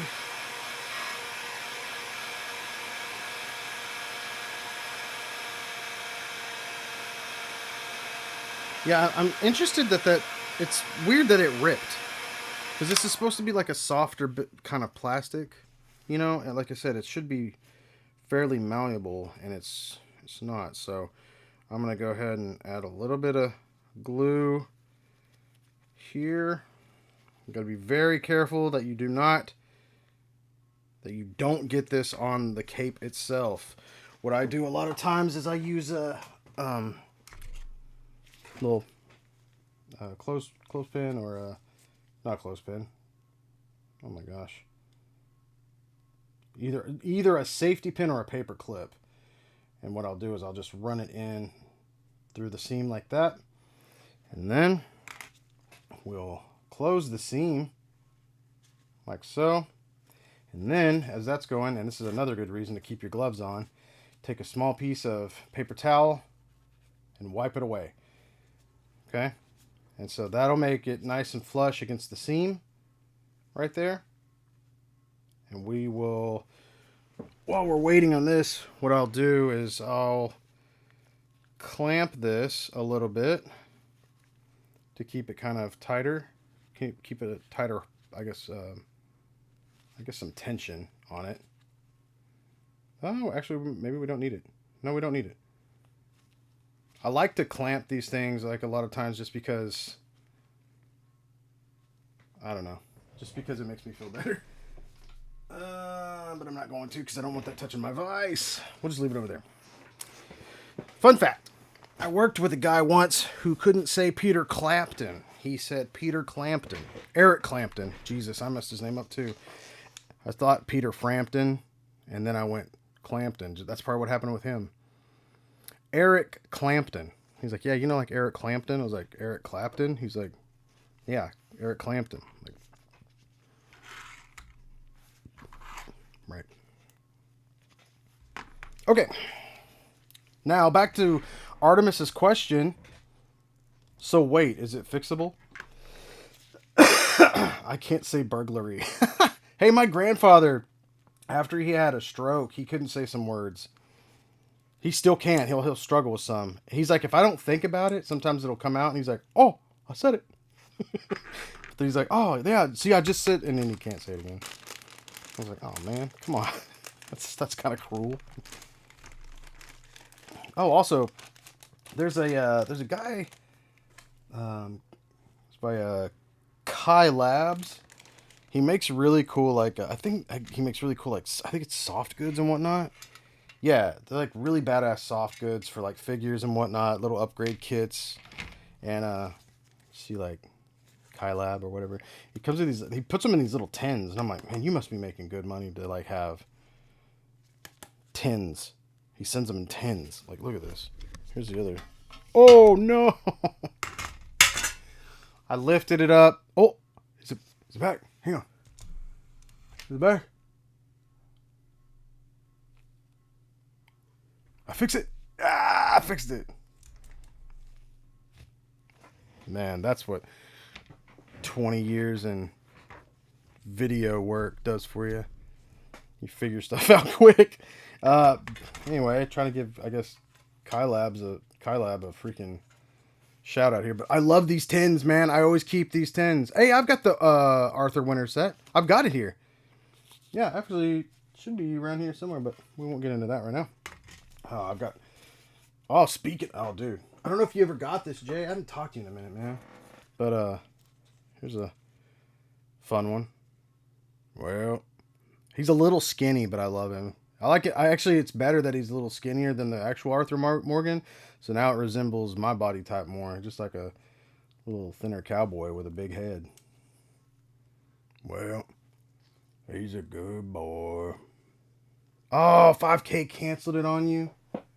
Dang, that sucks, dude. That's a good set, man. It's a good set. But, I mean, if you didn't have anything to put it on, what's the point, right? Anyway, the point I was getting at was these awesome little, like, tins. He sends the stuff in, and I use it for all of my repair stuff. So it's like, so, luckily, this is also, by the way, Eric, props to you for sending me the pieces in a little baggie. Sometimes they're just tossed in a loose box, which is not good. You don't want to do that. But I use both of these little tins, and it's really cool because I bought these. I bought these at Walmart not too long ago. They're like these little metal, magnetic trays, so you can just kind of put stuff on here. But it's really fun because if I need to, I can, put it on here as well. I don't know why, but it's neat that I can do that. So. Plus, I can put all my like stuff in there. I think it's neat. Magnets are fun. Okay, so it also helps me separate. Why I do this is I separate stuff out. All right, Eric, is there something going on with the head here too? Oh, I see our problem. Dude, my man, thanks. Okay. Whew, yeah. All right, let's see if we can... Oh, man, the biggest thing that we need right now... I need this little piece. All right, I see what has happened here. By the way, I know you said, like, my dumbass tried to fix... I don't know, bro. Like I said, I'm proud of you for even trying to fix it. This one right here is this looks to be like it's gonna be a doozy. Oh yeah, this is gonna be a doozy. Oh. All right. What I want to do, I want to get this piece off of here. Luckily, I know these things can pop apart. Take the whole damn thing apart, I guess. Not what I wanted to do. I want to get off the waist here. Did you tighten up all these joints, man? I don't think you mangled it, dude. I don't think you mangled it. I think you just... Did this piece just break? Or were you trying to tighten the joints and that's what broke it? No judgment. It happens. Like, trust me, I know. It happens. But that's what I'm wondering is like, is that why this snapped? Or did this thing just break? Because I noticed like almost every single piece here has glue on it. So clearly you were trying, I know you tightened a lot of the joints here, but it's like, did this in particular? Oh, it did, didn't it? Yeah, you did. Did you try to... Not all of them, and yeah, I was trying to tighten, and then it snapped. And in my attempt to fix it, the neck took some damage. Oh, so the neck is broken? Let's see what we got. Oh, yeah, I see here. I see we got some... Oh, I see. The peg broke off in the neck. Sorry, man. I'm kind of relearning everything that happened here.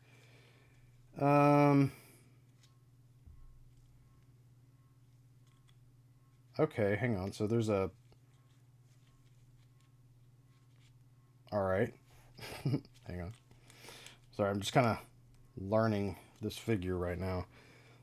Where's mine at? Okay. I'm going to use mine. Try to find a box. We put my stuff in, and then we'll put all of your stuff in. So all your stuff's over here. And then I'm going to use this that I used earlier for another repair. Let's get this all organized and sorted, and then we can figure out what's actually going on here. Okay. And this is your neck. This is my cowl.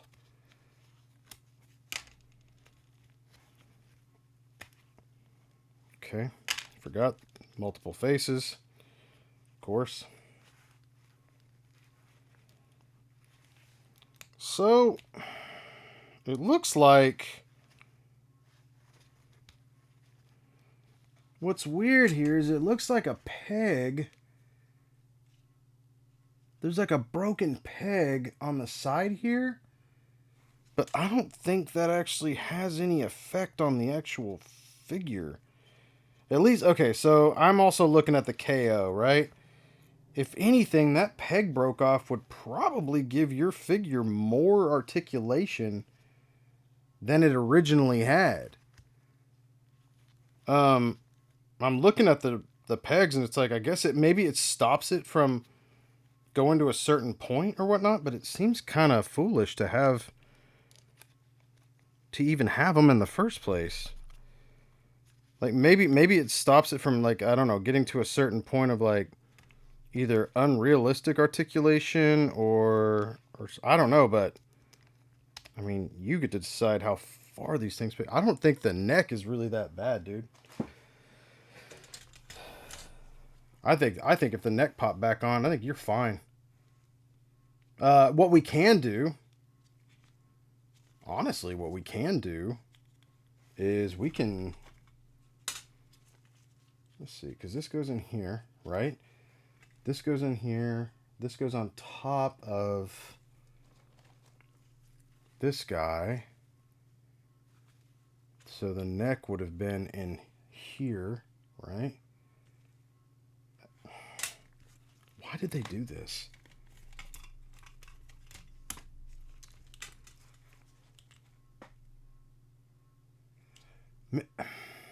Okay. So maybe this pops in a little deeper here, and it's meant to, I guess, keep it probably to keep it from popping out. But honestly, dude, I don't think you need it. That's my opinion. I don't know. That's just my opinion. I don't know how the neck took that. I don't understand how the neck took the damage. Like, I'm looking, I can see that it's missing like a piece, like this peg here. Obviously, you could see there's that white part right there, and then there's the peg here on the side.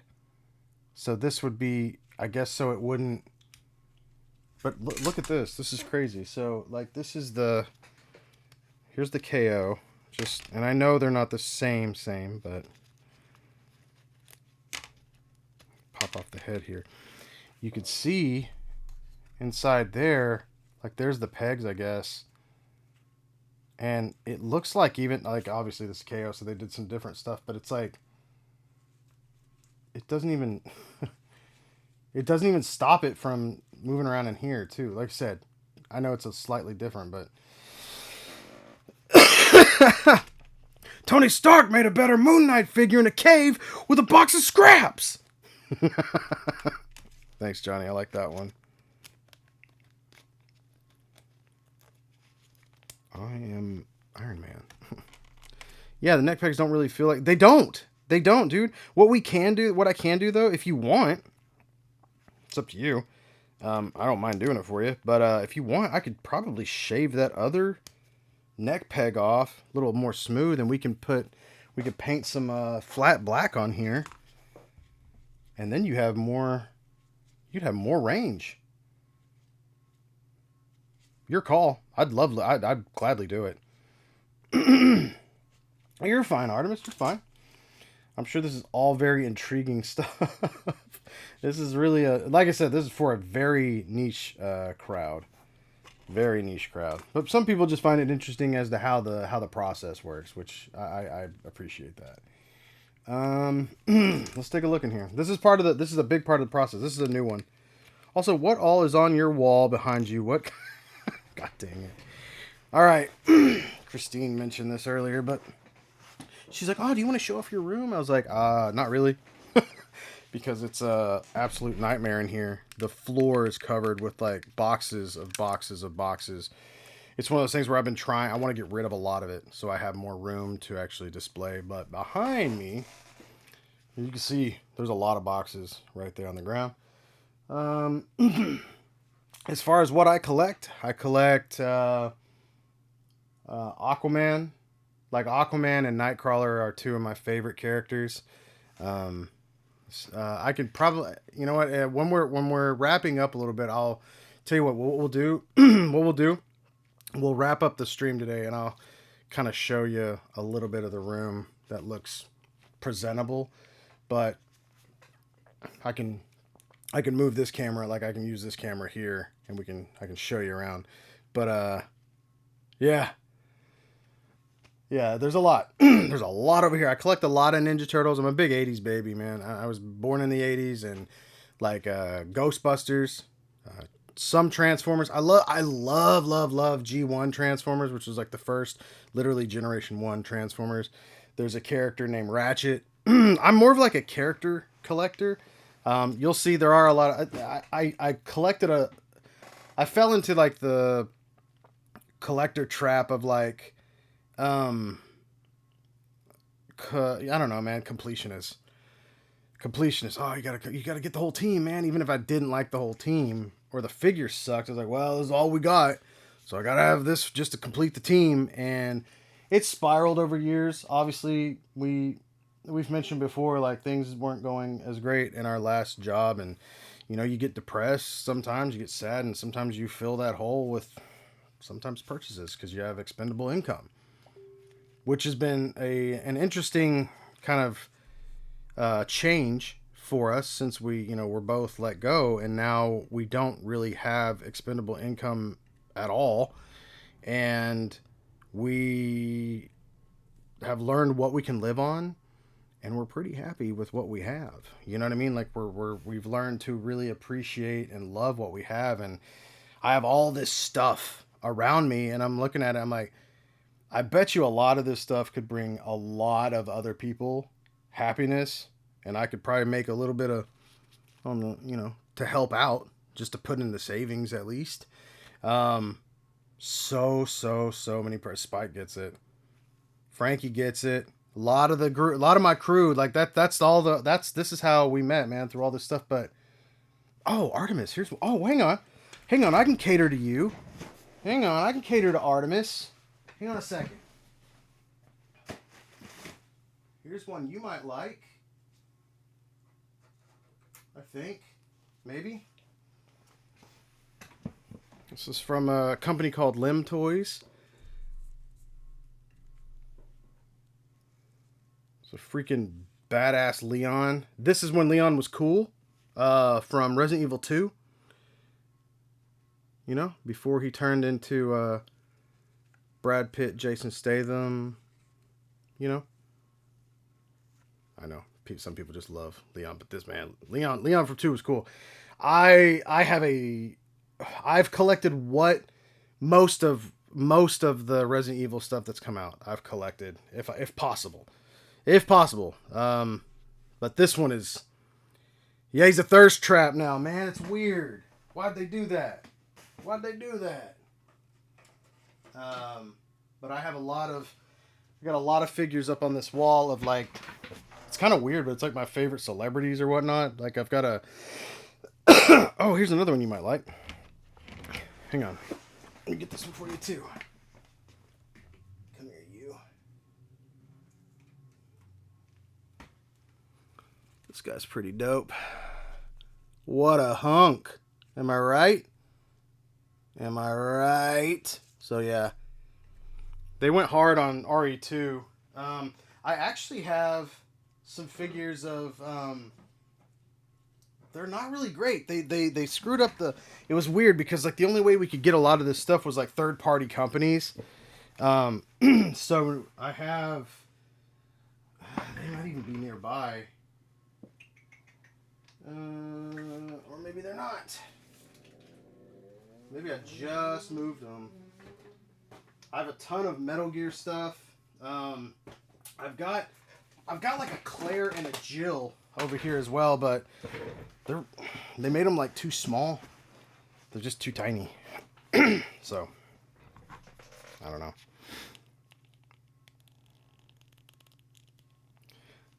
LOL, you know, if you did decide to sell, you could use this same sort of setup for whatnot. You know, one time, me and Christine and I actually we did like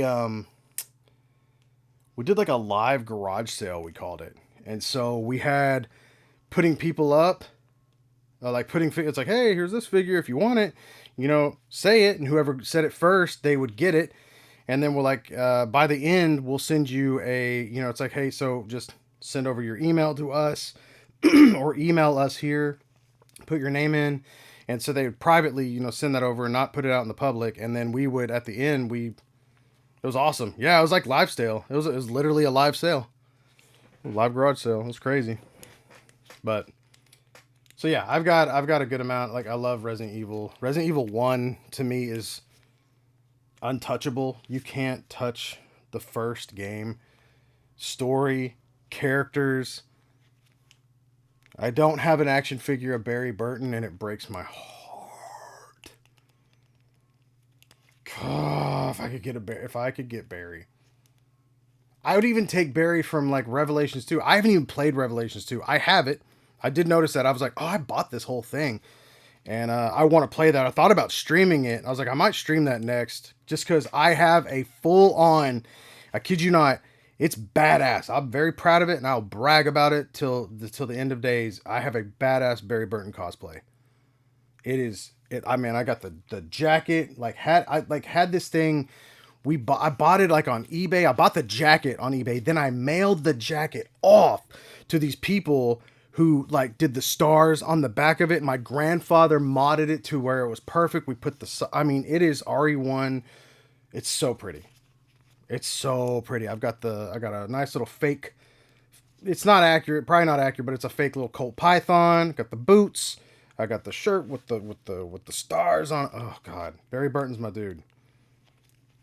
Love me some Barry. Okay, let's get back to the repair. I could talk this stuff all day, but yeah, I'll like I said, if you're still here at the end of the stream, whenever we decide to wrap up, I can kind of show off a little bit of the stuff that way I've got over here. Mondo Toys has been just spoiling me lately with well, I say spoiling, it's very expensive, but the real Ghostbusters line. Luckily, I paid for them all before I lost my job because that would have sucked. But they're perfect. Couple of pops. I have a few pops. People go pretty hard on pops, man. They hate them or love them, whatever. But I've got a few. I've got Aquaman. I've got 1, 2, 3, 4, 5, 6. I think I have like 9 or 10 Aquaman pops. Aquaman, not Jason Momoa, like Aquaman, comic Aquaman. I got Black Manta, I got a Nick Fury, I got an Ant-Man. I think that might be, I probably got Donatello somewhere. I love Donatello from the Turtles. He's my favorite. I collect a lot of Donatello. I have like 1, 2, 3 Donatellos next to me. Oh, here's a fun fact for you, Artemis. You might like this. Oh yeah, we do love Colt. Oh yeah, we love Colt. We love some Colt. This is a little character here. His name's Maru. He's from an amazing, newer, I would say newish property called Plunderlings. It's an original idea. I love these so much. I can't even tell you. I swooned over these. It was a Kickstarter, and it was just beautiful. I love this so freaking much. And me and the creator hit it off pretty well. He was just really happy about like how much I love these things, and I only had a few of them at the time. I only got a few on the Kickstarter, and I regretted not buying the whole thing. And so over time, it was successful. He kept doing more. We got like Plunder. So this is a Plunderling. This here is a Plunder Long. You can see he's taller, skinnier. They usually don't have clothing. A friend of mine actually made these because they're my Toycanic look. So they've all got scarves, or aprons on and whatnot. And then they did the Plunder Strongs, which are these big boys right here compared to all these. But with all that said, they just come out with plunder beaks. They just come out with plunder frogs. It's out of control. Like, it's so awesome to see an original idea take off. But this guy right here, Maru, Maru, is named after me. And it's so amazing. Ricky asked me, he goes, "Hey, would you mind? Is that okay if we name him Maru?" I was like, "Yeah." And he said, it was funny. He said after all was said, so I was like, of course you could do that. And he sent me a few, and it was really awesome and super cool. And it's my favorite one because he's the best. But he's like, I should have named this one Maru because they have different types of them, and this one's called a Tinker, like the Tinkerer. So he's like, oh, I should have named Rusty Maru, and I'm like, and he's orange, but it doesn't. Nothing replaces the little teal translucent Maru, and the cool thing about him is all of the ones I showed you. Those are the drench. They're aquatic, so all the aquatic ones are transparent, and they're always exclusives. They just did plunder frogs. It's crazy. They just released plunder frogs. It's amazing, man. And just in case, like, look at these. These are the beaks.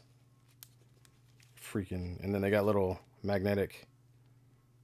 All of them have like little magnetic hats that pop on. You can put them on other figures of their other figures and whatnot. This is really cool.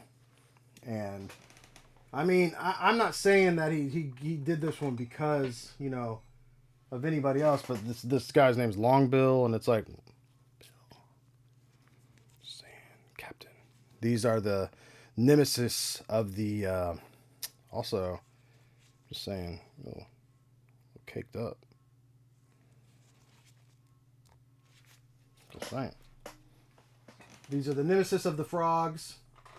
I absolutely adore the Plunderlings line, and Ricky is such a nice guy. He's so nice. He's creative. He's nice. He's a fan, and he just wanted stuff that he's just wanted things that were nice and good figures and stuff like that anybody could get into, and I just think it's one of the coolest things ever. So, a little shout out to Ricky because he's amazing, and the Plunderlings, and let's just hope that they keep on growing because it's so cool. Okay, we're doing toy repair though. I'm gonna see if we can't pop this guy out here carefully. Nice. Gosh, damn, allergies got a hold of me. Oh, okay, cool. So now that we got this out of here, it looks like we can. It looks like it's just on this piece. There's like a. Looks like they're just little hinges here that these are in. So let's see what we can do with this. See if we can pop this out. Well, how is that in? Is it in that way? Maybe it's in this way. I'm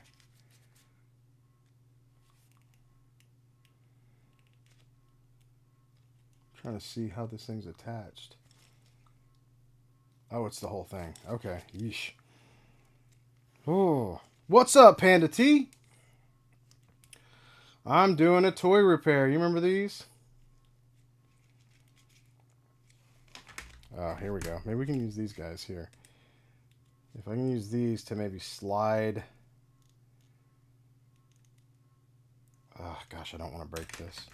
I need to get this piece off, or at least swung. Maybe I can swing this around the other side. We have to fully like disassemble this figure almost to get to this part that's broken. The problem we're running into right now is that this piece that's broken is actually inside here. What it is it essentially has it attaches this guy. This guy right here attaches to it, and you can see the half is broken off. There's essentially just a slot where this would go into. How could you forget? Well, you know, it's been a minute. It's been a minute. Oh, yeah. This poor guy here.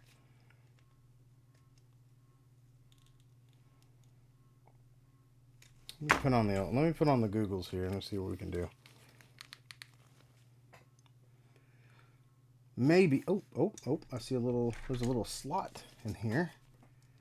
Maybe we can get into that right there. Gosh, I don't want to break this.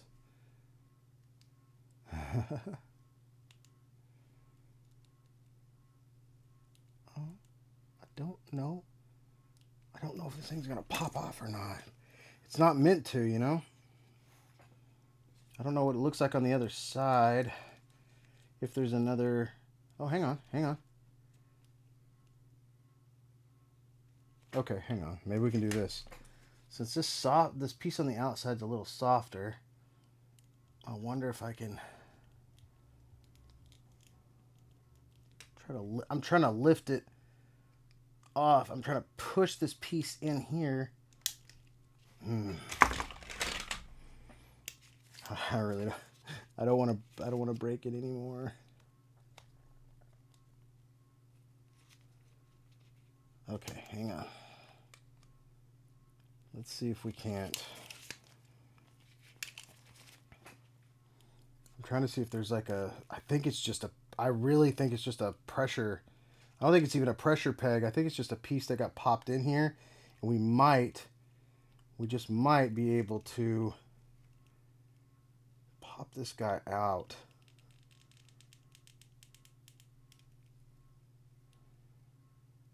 Hang on.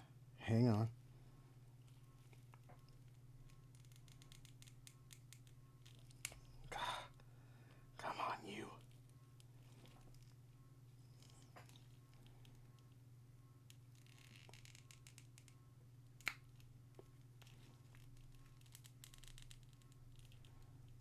Oh my God. Are you sure about that? Yeah. I'm not sure about that. So I popped off the edge here. Oh, it's got a lock. Oh, you dirty. Interesting. Thank you, Eric, for letting me test all of this stuff out on your figure.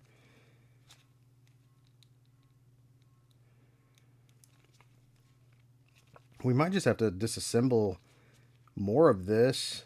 And then... So what... This is crazy. There's a lock.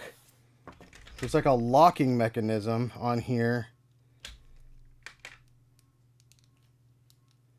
So we would actually have to turn this around. And I'm wondering if I can get like the chest, if I can get, so what's happened here, literally, what you have to do is you would have to take, let's see if we can get the chest piece off here as well. It might be some of that super tough. Since this front piece here and this back piece here are a little more pliable, I wonder if I can...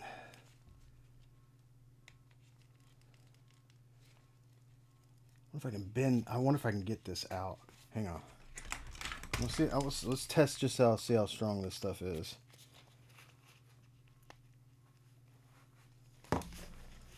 Without bending it. Oh no, it's perfect timing, man. Definitely perfect timing, Spike. Because I was thinking the same thing. I was like, maybe if I could just... Ooh, come here, you.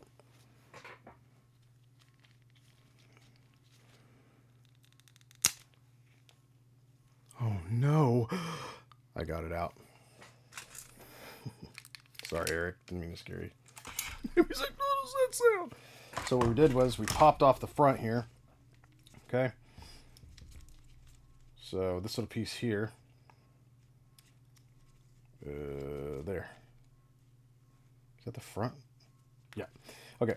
So the front piece, they all connect like right in here, right? And so we pop this off.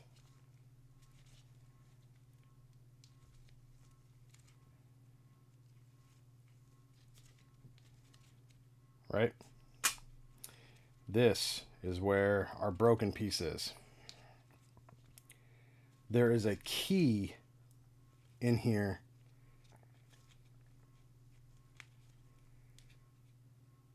Oh man, yeah, here we go. I see. Yeesh.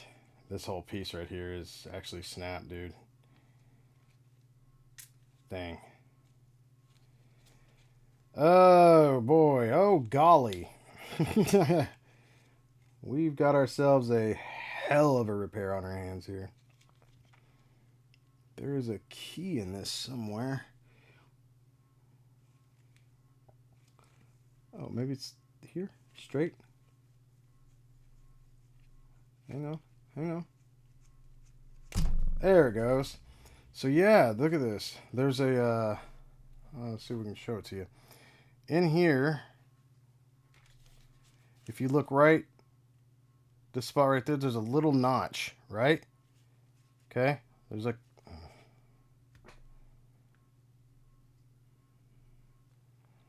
Focus. Come on. Yeah, there's like a little notch right there if you look at the bottom. Like right here. There's a little notch in that. And you had to bend it all the way back so it would come off of... Oh, it's so bright. Oh, there we go. Hang on. See that little key? There's like a little key right there at the top. Yep. So it had to bend all the way back. But now that we fully disassembled this guy, now we have to figure out how to essentially rebuild this piece right here. All right, let's see. How does this... All right, what we're going to have to do first is probably take off some of this. Let's get some of the glue off. We have to get some of the glue off here. And what we'll do with that, we'll take our razor blade and we're going to carefully essentially try to scrape off some of this without... Oh yeah. Was this... I don't know if you saw it a minute ago, Eric, if you're still in here or not. This was Gorilla Glue, wasn't it? It's got like that it's got that like bendy, like a rubbery... Yeah, look at that. I can scrape. Oh wait, we can zoom in, right? I don't know if it'll show up or not. It's too damn bright, isn't it? Can't see it. Dang. Oh, what she said? He said to take off this a minute ago, right? Let's see if this will show. Still pretty damn bright. So there's just a glob of glue right here. Look at that, just cleaning it off. It just kind of scrapes right off. I would not recommend this type of glue for tightening joints.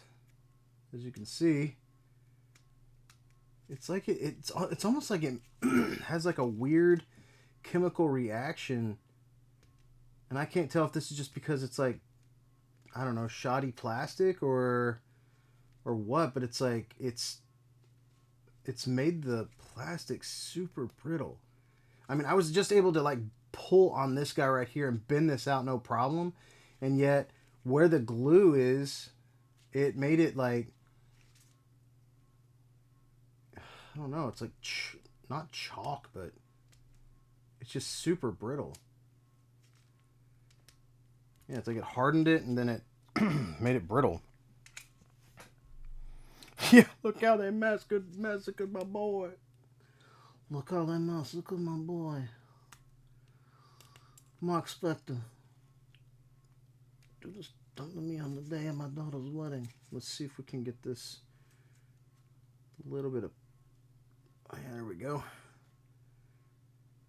Because what I there's no saving like this factory piece that we're holding in our hands here. But I wonder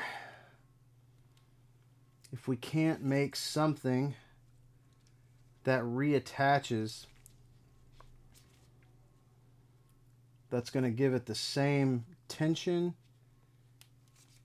and articulation that the factory piece intended it to do. Maybe even work a little bit better, because we don't want to lose any of the tension. All right, we've almost got all the pieces cleaned up. This little guy right here is gonna be fun.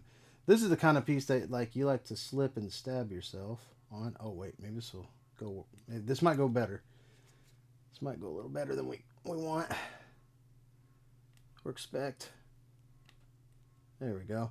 So we're essentially chiseling away all of the glue on these really. There we go. Look at that. Just stretch that out. Get the glue off. Okay. We've almost got all of it off. I think that'll do. And the reason, like I said, I want like a I want a good example. I want a good model of what we need to recreate. Right?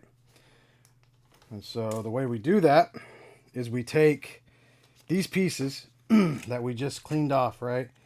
And we're going to essentially re-glue these together. I guess we can't actually re-glue them, can we? Since I'm going to need... Well, we might be able to.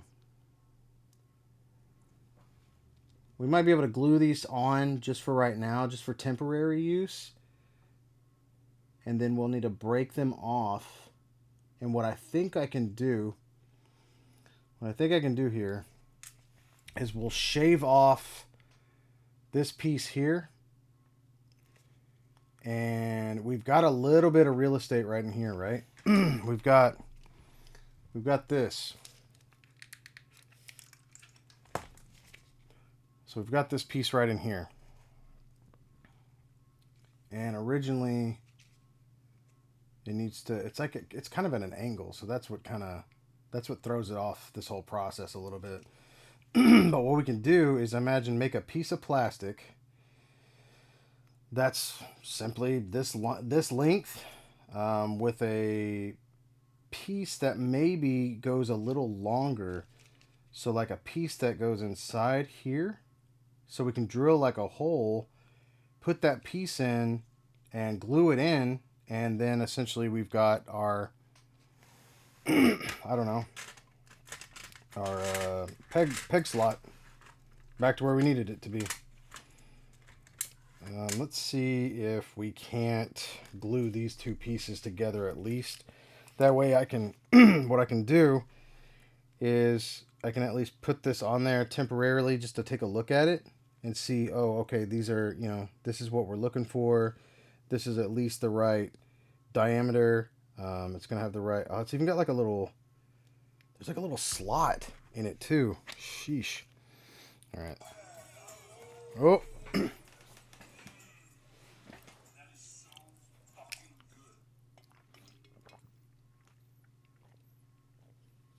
Ah. I have to do the Seth Rogen laugh every time I drink. When that one pops up, Christine went through and grabbed a bunch of cool. She's like, well, so it's not the same hydrate every time. We can go through and we can change it up. And I was like, that's awesome. So if you guys ever have suggestions, or if you think that are some of these, you get ideas for emotes or whatnot, it'd be fun for you guys to, tell us what you think you might want to see. You ever use a drywall anchor for a repair? I got something I need to fix, and that's the... Spike, hit me up, and we can talk about it and see what you got. I'm interested. I'm very interested in what you have. Like, I might have actually used a drywall anchor at one point.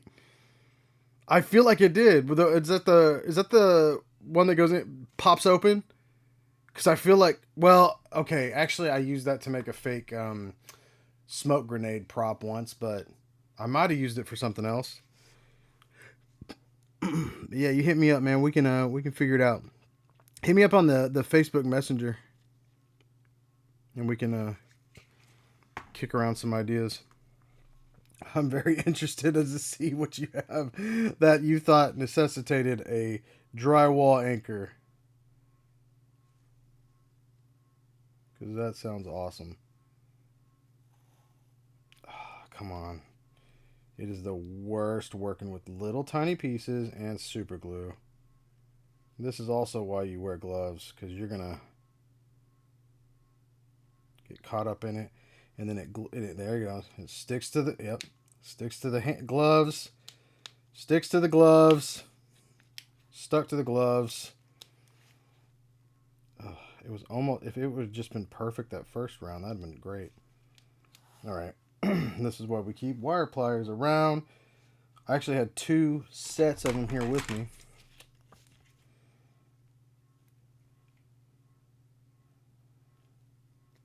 Okay. Well, first off, well, we're definitely not going to use this piece again because now it's got a piece of glove on it.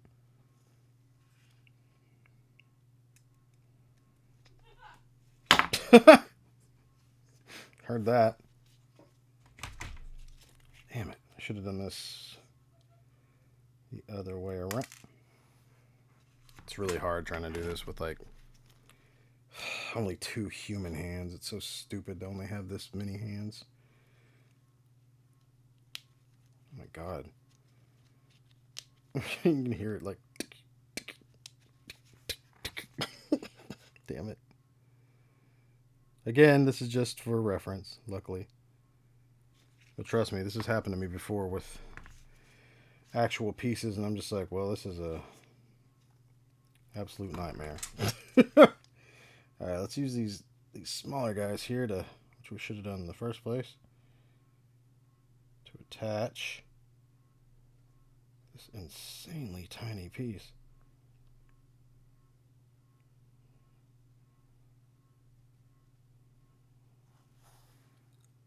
I think that'll do for right now. This is also why I never suggest just using, like, some people just try to super glue things to get them to fix, and I'm like, well, you could try it, but as soon as something touches it, it's gonna crumble. So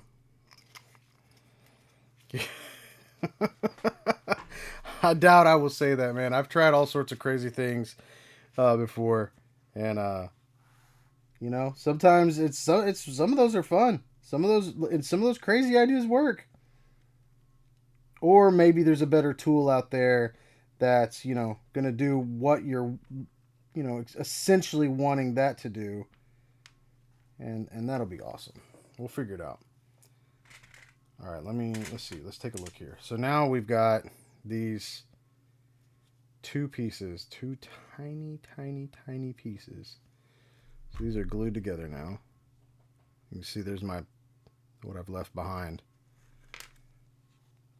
I bet we can get, see if we can get this. It's not important to get this piece off. Actually, you know what that means too? That means there's a hole in my glove now, so now I gotta change gloves.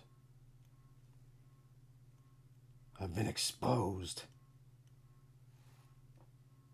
Let's see if we can't get that piece off though, so just in case. There we go. That's the power of glove. Dun, dun. Where did I lose it at? Where'd the piece that came off at go? Oh, maybe it's one of these little edge pieces. Where'd it go? What the hell? All right. Anyway. And was it like this? No, it's upside down. Okay. So here is our semi-reconstructed piece.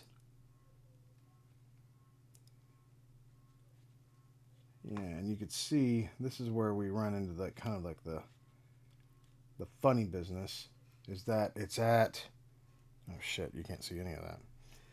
Cool. It's at an angle. So this piece here connects right here, right? So this goes in, and it's actually going to go this way, right? Yeah. So this connects in here to swivel back and forth, and it needs this angled piece here to allow the arm, the essentially the freaking bicep, shoulder, excuse me, the shoulder to go in and twist. So this whole thing here that we've got goes in like this, and then the arm will go in. Here, let me turn it around for you. We'll go in here. Right? Okay. So we've got an ad coming up. It's a perfect time for me to take a break and kind of reevaluate what we got going on here. Look through some plastic, and then I'm going to change gloves. God, I've been wearing these for freaking ever. Luckily, they don't stink because they're amazing gloves. Titan Flex Thor Grip Heavy Duty Nitrile Gloves. These are amazing. And they're orange. How lucky can one guy get? Right? Orange. Alright, we're on a break right now. I'll be right back. Give me a second.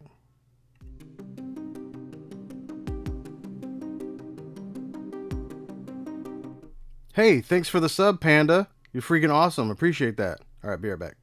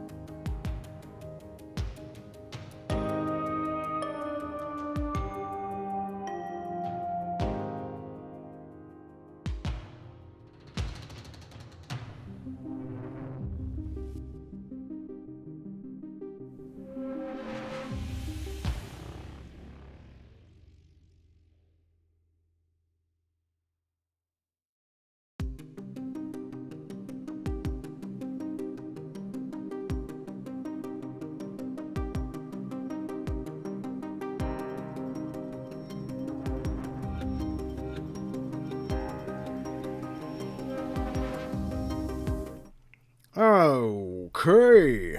Let's try this. Let's try this out. We're going to try a little something real quick. I'm going to mute my speakers. We're going to see. Tell me if you guys hear the audio from the alert that's about to play.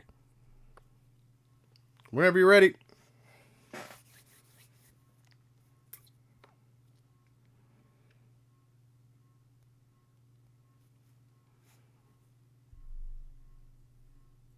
Did anybody hear that?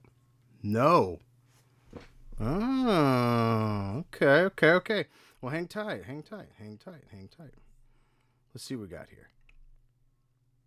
Then it's probably going to be in the properties.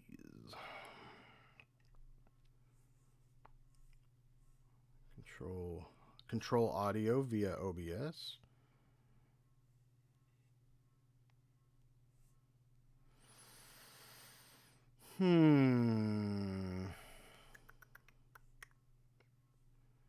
Let's see. Let's take a look here. Let's try this. Actually, no. Yes? No. Yes? Okay. Alerts. Okay. Christine, try it again.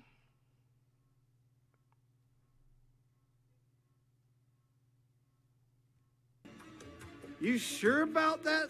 You sure about that? You sure about that? You sure about that?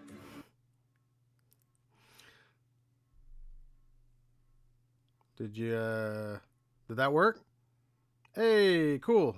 So all we had to do, Christine, we had to go into the alerts, and here I'll do it on this one too, because I imagine it's the same. So I right clicked on alerts, and then I went down to properties, and there is it's already there.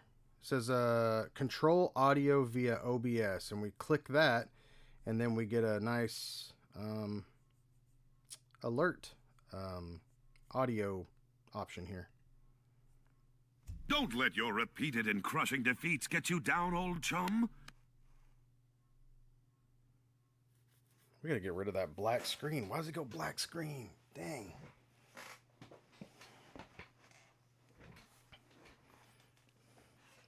The funniest part now is that I can't hear it, but that's okay. That's really funny.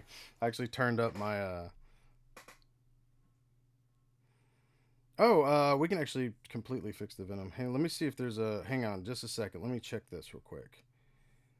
There might be an advanced audio. Oh, I found it.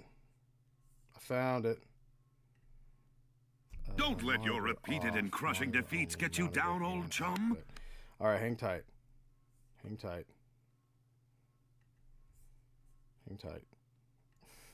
on. All right. Christine, play me one more, and let's see how this sounds, because this is probably going to come through my speaker. Don't let your repeated and crushing defeats get you down, old chum. Did we like that? That sound good? Did we all hear that?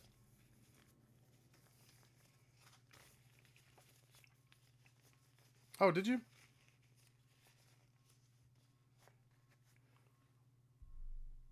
Do it one more time. Do it one more time. Let me just. Don't let your repeated and crushing defeats get you down, old chum. Almost fixed it. You almost fixed it. Should I? Hey, you know what I can do, Christine? I can go back in, and I can kind of. Don't let your repeated and crushing defeats get you down, old chum. Yeah, you know what? I'm gonna fix that one. I'm gonna let it linger a little bit more. But that's good right now. That's a really good one. That's one of my favorites, actually. Sucks we have to wait until somebody follows to get Loki to wiggle, but sometimes you gotta, Yeah, she's the mod with the most. Okay, so as with Venom, let's knock this out real quick before we get back into this this is gonna be crazy. Thanks for the follow, Crew Maru. That's funny. Ooh, bow, bow. Is the audio good for you guys too? For the alerts and whatnot? I want to make sure that it's good too, because I can control audio. I want to make sure that you guys hear that. If it sounds good, if it's too low, if it's too high, if it's all right. Yeah, let's go ahead and finish Venom real quick while we're here. So yeah, we'd already put the screws in here for Venom.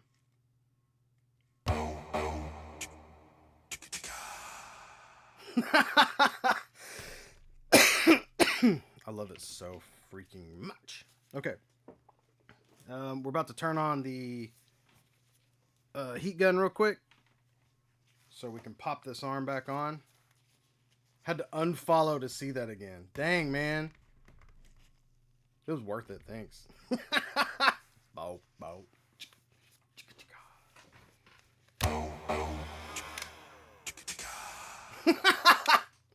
So funny, dude. I love it.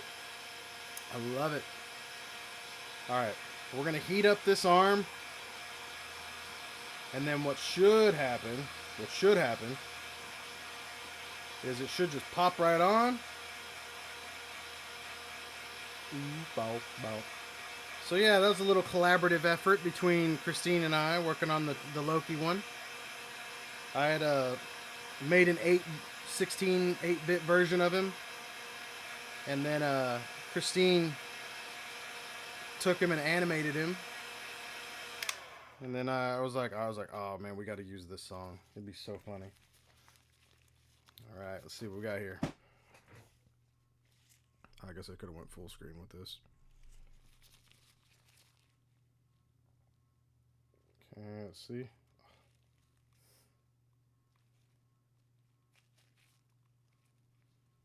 Oh man, I'm proud of that. We're proud of that. All right, we're gonna hang on. We're gonna let that sit there. We're gonna heat up the other arm. I mean, it was just like.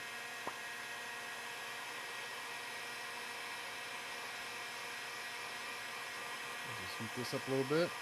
The little centerpiece it looks like it's a different kind of plastic. I can't tell if it's if it's different or not.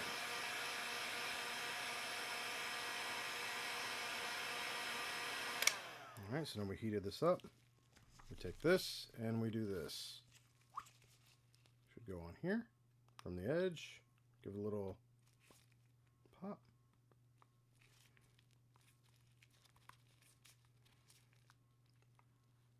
Good deal. Eric, if you're still here, question. I'm guessing that these broke because you tried to tighten the joints. I probably undid your work here. If you want these to be tighter, then I guess we could try that. Because they're not, I mean, they're about as tight as the arm here. I don't know. Let's see. They may be looser than you want them to be.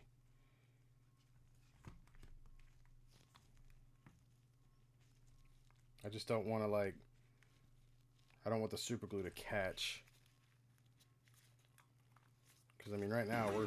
You sure about that? You sure about that?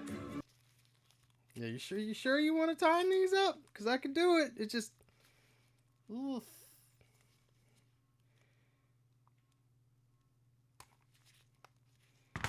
Tell you what, we'll add a little bit. We'll add a little bit to it. Add a little bit to this edge here on the inside. Just a little bit, just a little bit.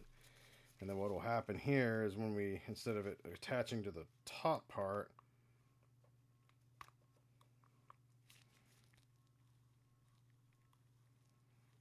we can do this. And we can go back and forth for a little bit here. And this should tighten the joint just enough. The screw's in there really well. Like the screw is, I'm not worried about that actually. But let's say we were careless with this, put way too much super glue on here. or just left it alone for too long without making sure that, you know, we weren't constantly essentially reactivating this super glue. The whole point of this process here is you twist this as the super glue cures, but you don't really allow it to adhere, right? So it slowly will expand as well to your parts here, to the joints, and they will slowly over time start to get a little more tension in them, and thus the super glue method. And sometimes you can even, like, you get your ear close enough to it, you can't hear it on here, but you can hear like it's almost like when your tongue is on the top of your roof of your mouth and it comes. I'm not going to do that because that would probably make people leave, but it sounds like that. It's a sticky sound almost, and that's what if you hear that, that means it ain't dry. It ain't dry yet. But yeah, I don't know. We can. Right now, I'm happy. I'm very happy with the repair. The repair is solid. I just don't know how tight you want these joints to be, and I don't want to send this back to you and you'd be like, oh, it's cool that the arms are back on and all, but it's like, I really wanted these joints to be tighter. If so, we can make that happen as well. But right now, he's fixed. He's good to go. Next, we're gonna, oh boy, get back to Moon Knight. Don't let your repeated and crushing defeats get you down, old chum.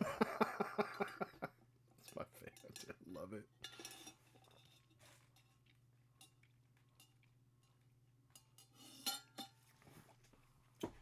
I imagine we're gonna see that a lot tomorrow during Callisto Protocol. Oh, Callisto Protocol destroys me. It likes to kill me.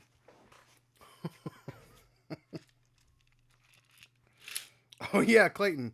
If you unfollow and follow again, you'll see something awesome.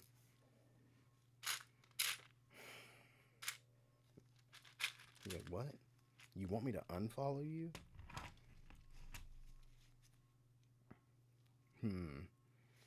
Okay. Let's get back to it.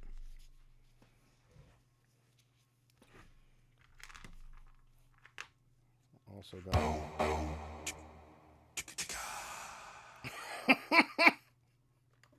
It's so good. It's so good. It's so good. I'm probably the happiest with that. I'm also working on one right now with Arthur, though, because can't forget the boy, you know. Yep. That's the one I was telling you and Ashley about the other day, Clayton. I was like, you guys got to see this one, man. Also, Bill, I ordered from Bai the Daredevil VHS figure for $100. But honestly, I don't care anymore if I paid for it a lot. Better than paying for way more than that. I can finally have my definitive Daredevil that I've been wanting for so long. Man, that's awesome, dude. If you got the one you wanted, then, you know, that's awesome. I remember forever ago, and this was obviously a long time ago, but I paid a lot of money. Well, it wasn't a lot of, it was way more. It probably was like $40 or something like that for a mini mate, and it was of Nightcrawler, because the only way you could get him back then was he was in the giant sized X-Men box set. And I wanted him so bad, and I paid that. I was huge into mini mates. I actually went through all my mini mates the other day. I'm gonna selling those babies off at some point. So right now, sorry, what I'm doing is kind of cutting some of this off. I damaged this thing a little bit. It doesn't matter. It doesn't affect articulation, but I'm just trying to smooth it out right now before we put any more work into it, because we're really about to We're really about to cut into this guy. I don't think this is going to be as crazy as... I hope it's not as crazy as I think. I'm trying to find like a...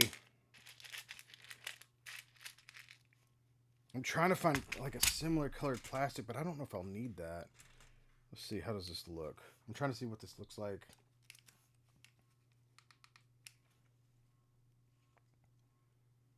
I don't think you're going to be able to see. Yeah, it's trying to, like I said, this is one of the things. It's like, okay, we have to replace this piece here, and I need enough plastic to kind of make essentially a little casing, right? I need a little casing that's going to be our, our housing essentially for this piece that we're trying to reattach. It goes around this way. Okay. Yeah. Yep. And I think it might need to stop at a certain point when it goes in. Let me see. I can actually see on this one here. Okay, so yeah, it basically stops at the end.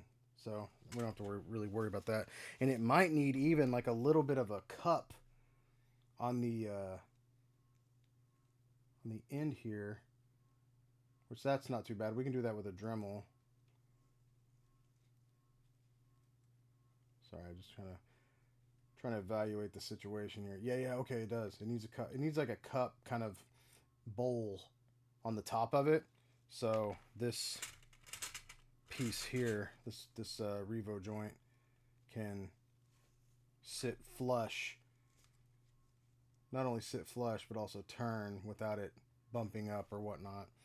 And it sits in just a little bit of a concave section there. So what I'm trying to do is see if I've got a piece of plastic in here that matches that. And it looks almost like a lot of like the basic 3D printer grays, but I wouldn't trust a 3D printed piece for what I want this to do.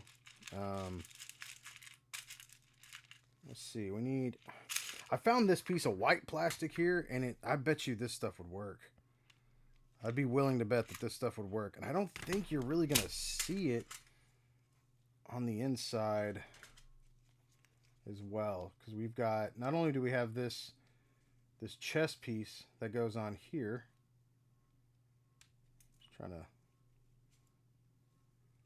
see what we're working with here. So this goes here, and then there's that. So let's see. Then we got the neck that goes in. And no, you're not going to be able to see this. This is over the top of it. Okay, cool. We don't have to worry about the color of the plastic. That's good. That's wonderful, actually. That makes me very happy.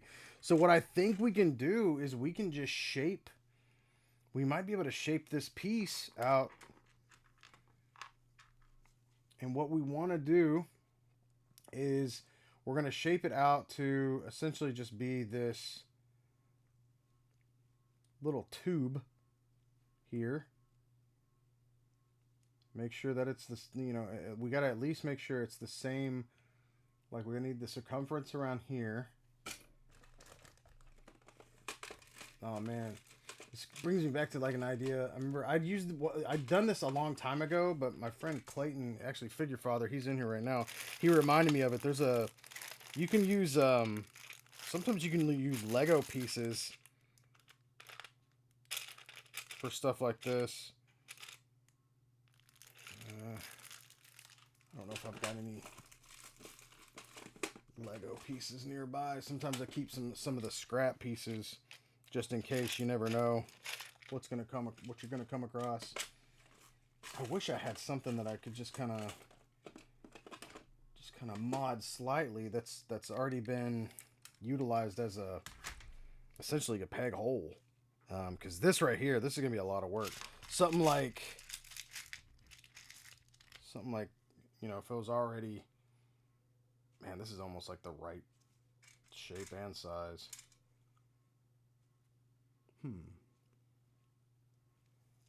I wonder if we could use something like this. Well, we need it also to be, oh, look at this. Ooh, man. Oh, man. This might be... Oh, no. It might be too thin. Damn it. I just need a chunk of plastic, man. Like, that's... I'm looking through here to see if there's something that could maybe expedite this process a little bit more than trying to build. I do this a lot. I build a lot of stuff, like pieces from scratch. And... it just takes a lot. It hurts my hands a lot. So I'm trying to see if there's anything else in here that I can utilize. Artemis, yeah, thank you. Well, no, I appreciate you, like, asking for it. Spike messaged, he messaged me the other day. He's like, oh, also, I second you doing a toy repair stream, because I haven't done one forever. I have never done one on Twitch, so this is kind of cool. But also, I had a job here.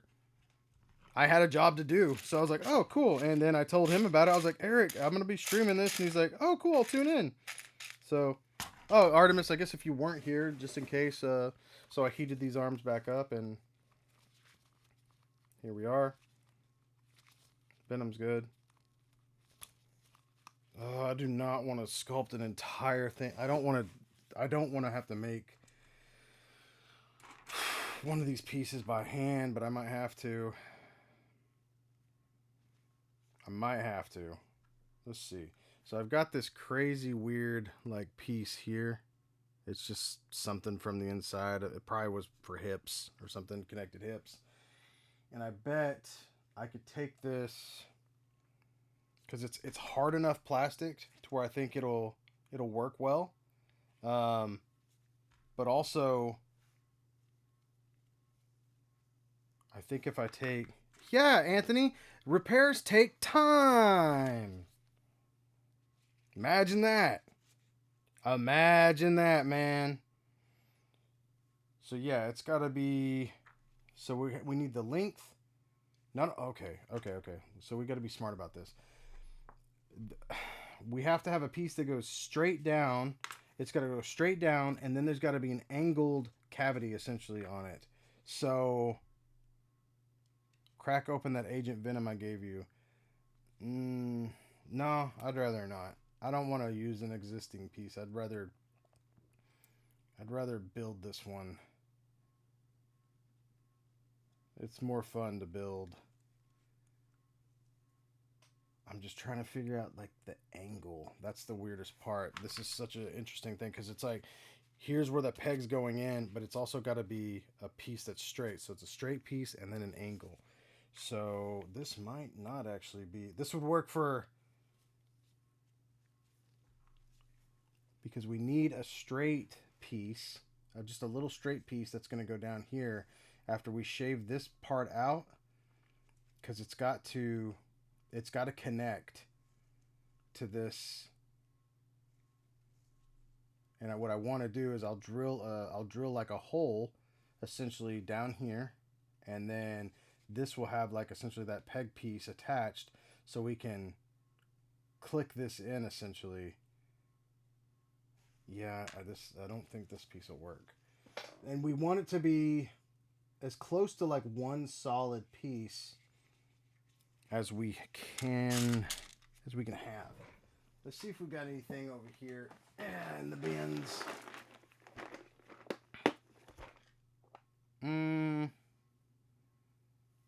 No, I don't think anything will work over here.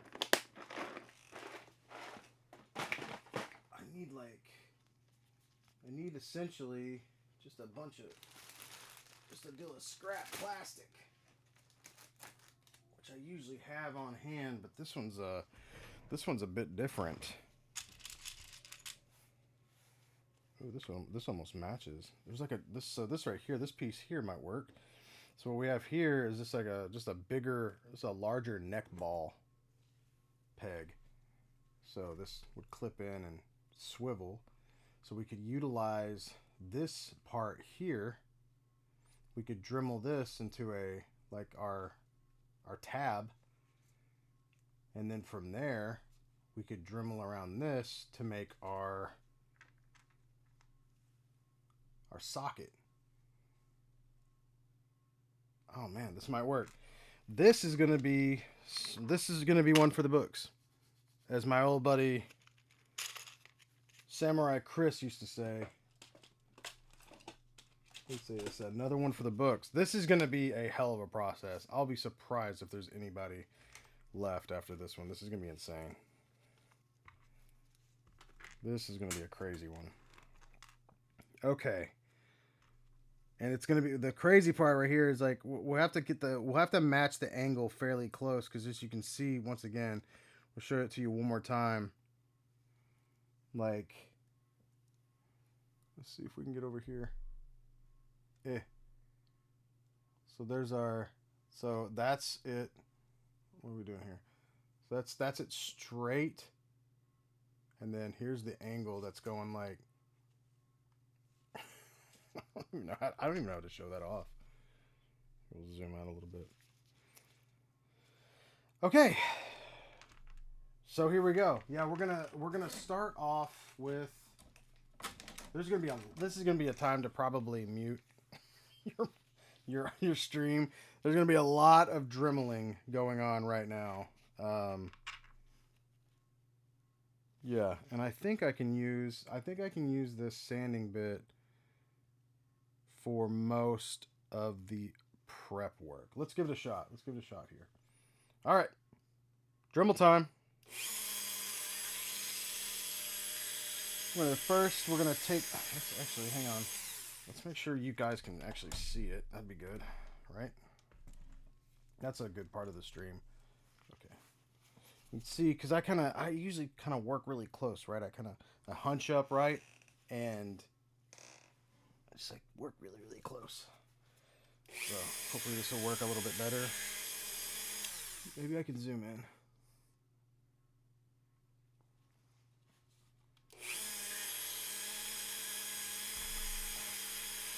Pretty good? Yeah? I think that'll work. Yeah, okay.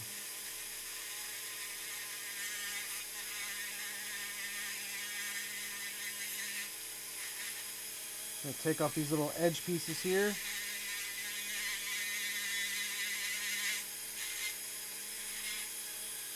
Next.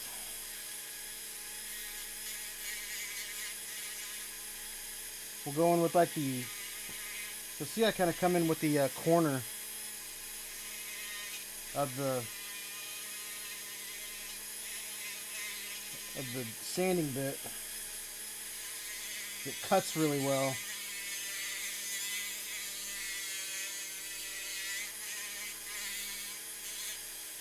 Okay.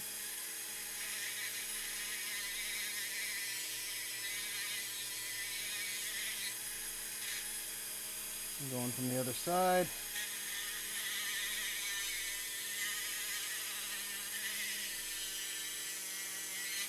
We're not going to cut this all the way off right now. We're still going to leave enough for us to grip.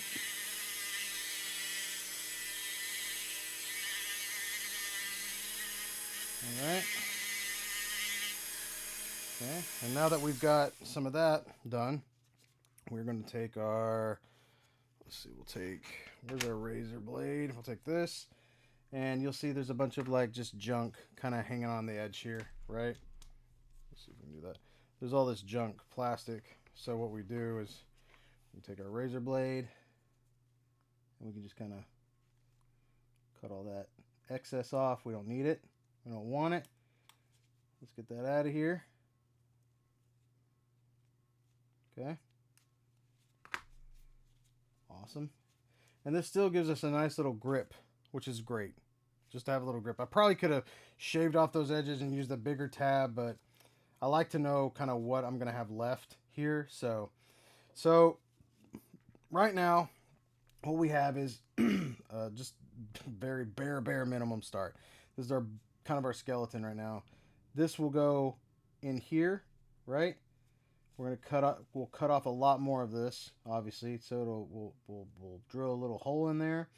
And we want to make sure that this actually works even better. It's pretty good. So we'll slide this in here. And yeah, let's try to match. Let's just try to match this angle. All right, we got a pretty good amount of real estate to work with on this, so that's really good. And you can see, like, this is why, like I said, we kept this here. So now we can see kind of how much room we need to essentially make this tube. And so we can get rid of I'd say a good third of it. So that's good. It's just matching, it's matching the angle, which I'm going to have to maybe prop this up here. Yeah, that'll be good. Actually, you know what? I got a better idea. These are the things I was telling Spike about these the other day. These little pieces right here that just kind of, you just click these guys in here, and there you go. You got little rubber standers on them.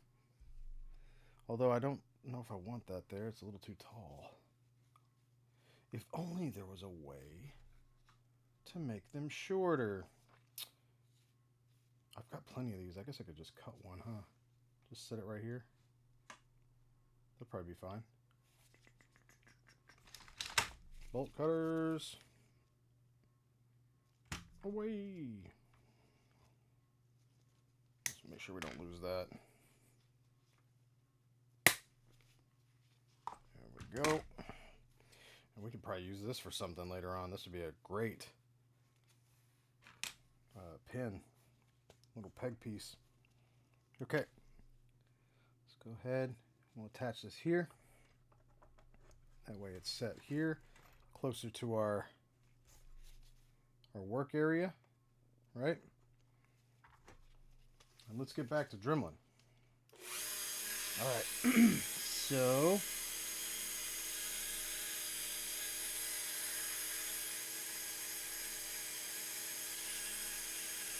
I'm actually going to do it from this side.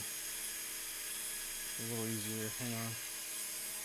Let me set this to where it's looking a little more like what I'm actually dealing with here. That way, as I'm holding it, I know exactly what I'm doing.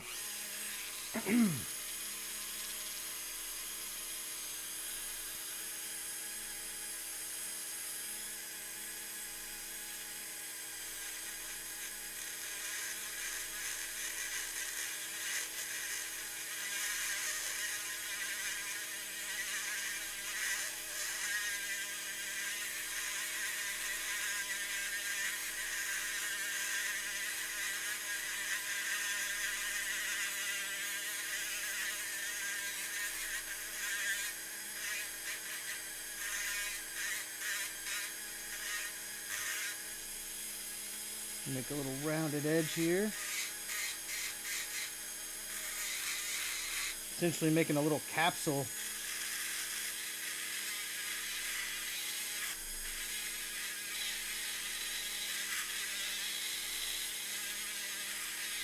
There's going to be a lot of Dremlin.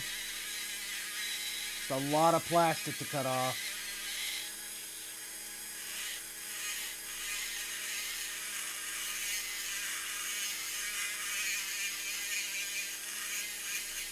I don't know if I have any heavier grit, so we might just have to work with what we got.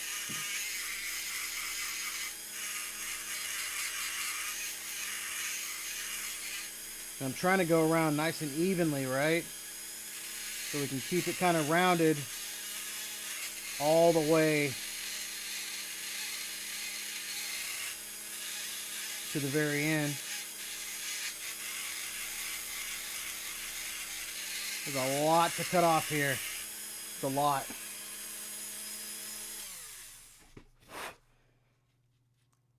Yeah, these Dremel wands are amazing.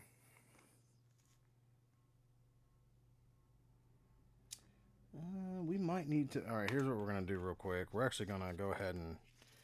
I'm going to go ahead and glue this back on here. That way I got a better overall view of this entire thing, because I don't want to get too crazy. And we just need a little tap here. There we go. Just a little bit of glue to hold it in place for right now, because we're going to be breaking this off anyway. There we go. All right. That should be fine. And this gives us this gives us a perfect little model. It literally looks like a, almost like a, kind of like whenever you heat up, like a hot metal works. Literally like the bucket or whatever. It pours out that hot metal. Steel works kind of machine. So we want to make sure, once again, that we're not too angled, and I feel like we're almost getting a little too angled. So I'm gonna straighten this out just a little more, just a little bit.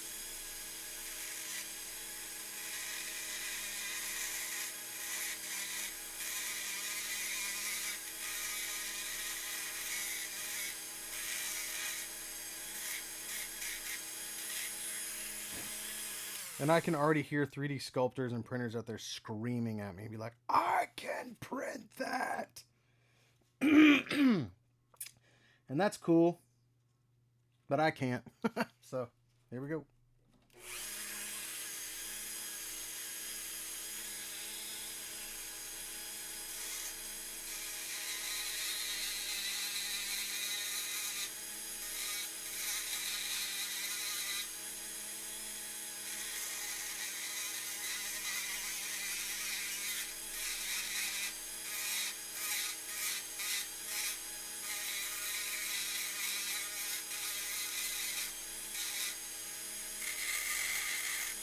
Main thing I want to make sure that I'm paying attention to here is keeping that angle right.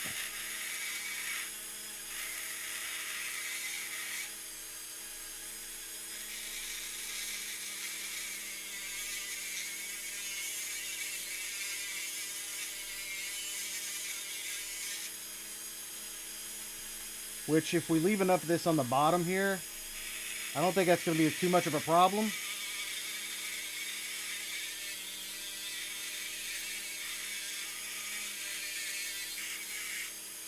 We also need to shave a lot of this excess plastic off.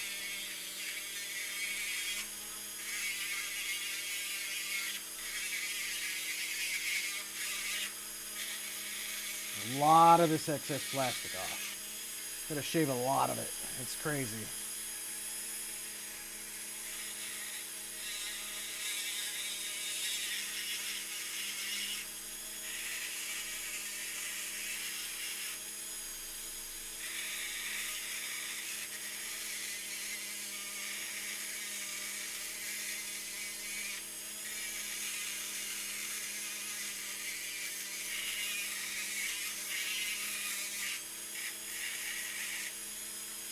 So much plastic. But it's strong plastic, and that's good.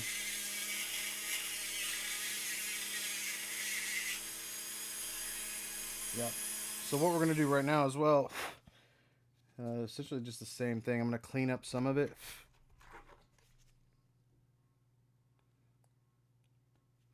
This plastic is also, whatever this is, I'm not even sure where this came from. Yeah, I never know. I keep a lot of fodder around just in case for situations like this. But whatever this plastic is, it's got kind of like a slight softness to it too. And I think that's going to be very beneficial to this, because not only is that little bit of softness going to allow us to put the peg in, it's going to allow it to like have a nice little grip, you know, and that's good. Yeah, Clayton, you mentioned like a 3D print would be brittle as well. It might be, you know, it's like maybe nowadays like the maybe some of these whatever the resins and stuff like that, maybe they found like a way to make them more durable and stronger. But I've actually had people send me figures before. They're like, oh yeah, here's you know, this, I bought some replacement joints from this guy printed, and I get them and they just crumble, they break. And I've seen it a bunch of times. The only times I've had some that worked where whenever Corey from Casting Cave actually cast them for me in his like pressure pot. So it's like kind of, I know it's the old school methods, but man, sometimes they just work a little better. They're just stronger. I don't know. Okay. So we're going to keep going. We're trying to get the main shape now.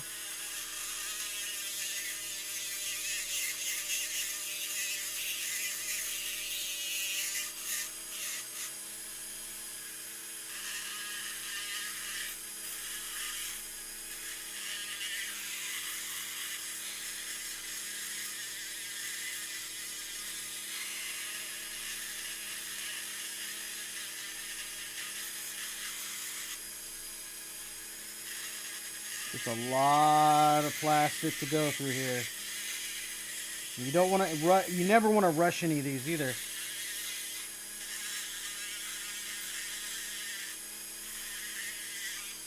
Not to mention, I don't have another one of these joints, so I hope this works. If not, I'll have to find another piece, and that's probably another stream for another day.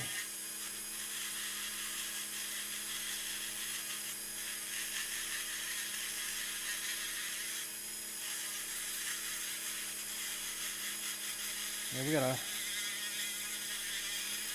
we got a lot of dremeling to do here. Just a freaking ton of it. What I'm essentially going to try to do here is to make this piece longer than what I need. That way I can test it, dremel down what I need.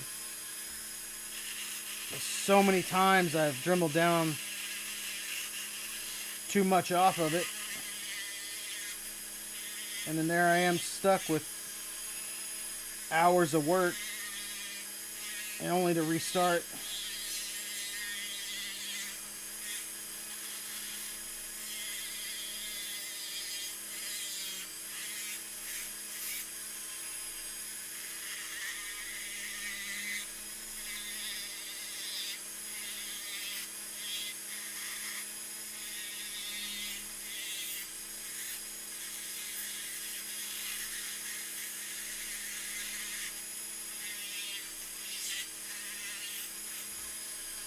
Whew. Oh. All right. Whew.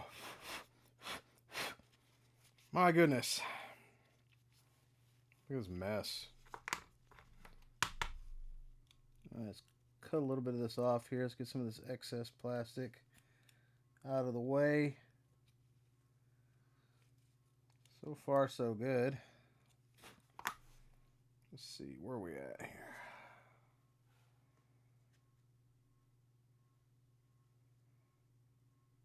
Oops, there we go. So, not too bad right now. And keep in mind what we want is a little bit of this. You know, we're going to keep some of this so it'll actually go straight down. And here we're actually getting very close to the size one. Hell, we actually might be there. We might just need to round this out a little bit. Wow, okay. I'll tell you what throws you off is whenever you're working with these goggles, a lot of times, you know, everything looks clearly bigger because they magnify. And you'll get, I did this the other day, man. I made these. Oh man, I keep losing my camera. Dang it. I bumped this thing just a little bit and it disconnects my camera. This is my old connector. This is why you'll see on the wish list there's a there's a better USB connector that I'm trying to get because that one likes to kick it off. Anyway, I made these out of pieces the other day, and let's just say the third one was the charm, but I don't know if you can even. Oh, the camera's. Hang on. Oh, that's what happens. Hang on. Here. Perfect. Okay, that'll work. Has these guys right here. I made these, and I don't have a ruler near me, but as you can see, like down here, just right here on these edges, you know, this from here to here is an inch, so that gives you an idea. These are about 1/4 of an inch, maybe wide, maybe 1/2 an inch long, depending. It was for a Mafex Nightwing baton holder.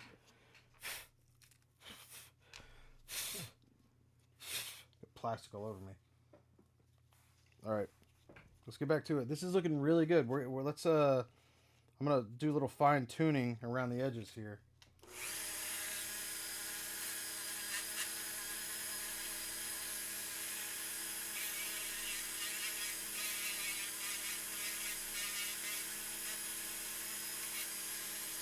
Gonna even it out.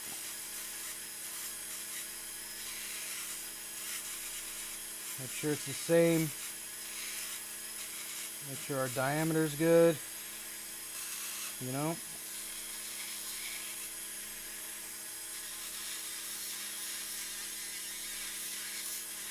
Let's smooth this guy out here.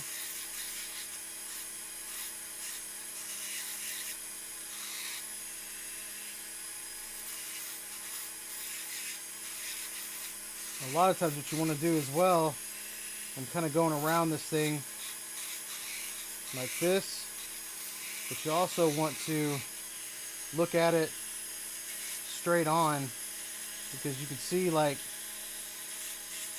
all the little angles you're kind of missing, or if something looks like it's, you know, not even, wider on the top.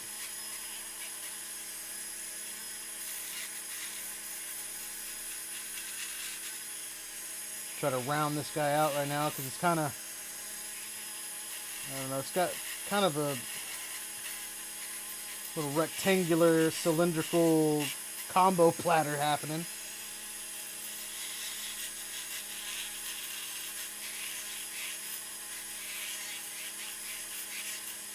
Alright, it's looking pretty even. Looking smoothed out a little bit. Not bad, not bad.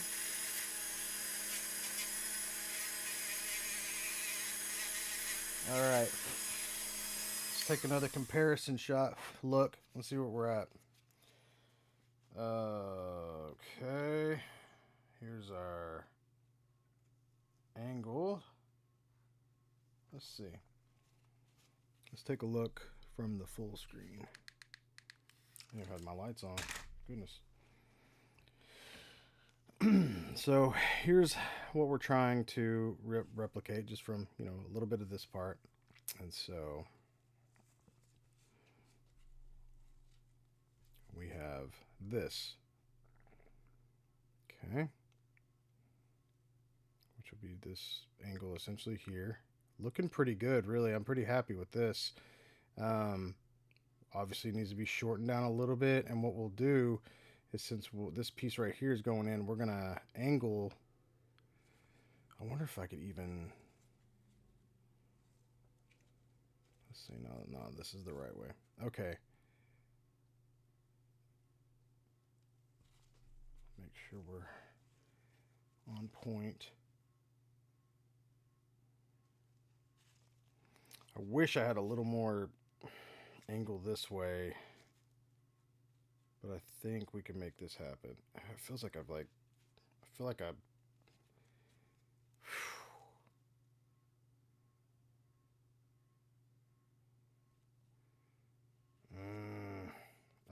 I feel like I angled this the wrong way at this point. I was really happy with it. I'm happy with the size and the shape of the cylinder here, but I don't know if I gave myself enough room on the edge here, because we want this thing to be it's super angled, and I feel like this part here that's heading here needs to be more this way. Maybe we can make it work. Because it's only got to like stay. It's only got to stay in one place. And at least, yeah, like, how do you pick this up? How does one learn to do this stuff? I just figured it out. I mean, there used to be like there was, man, maybe like 20 years ago or so. There's a site, I think it's still running, called Figure Realm. And I remember seeing a couple of deals on there. Like there was, I think that's where I learned about the screw trick. It was one of the and it was an early method. So I was like, oh, neat. And I remember hearing about like tightening joints via super glue, and I was like, okay, that's pretty cool too. But other than that, I kind of started out doing custom figures. That was my deal. Like, you take a figure, you take sculpt, you sculpt on there.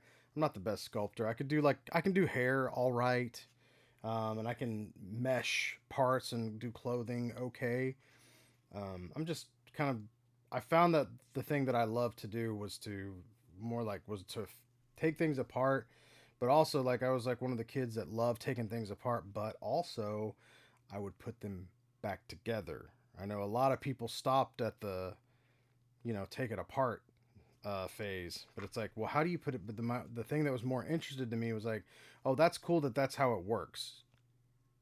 But how does it get assembled, not disassembled? Anybody can break something or take it apart, you know what I mean?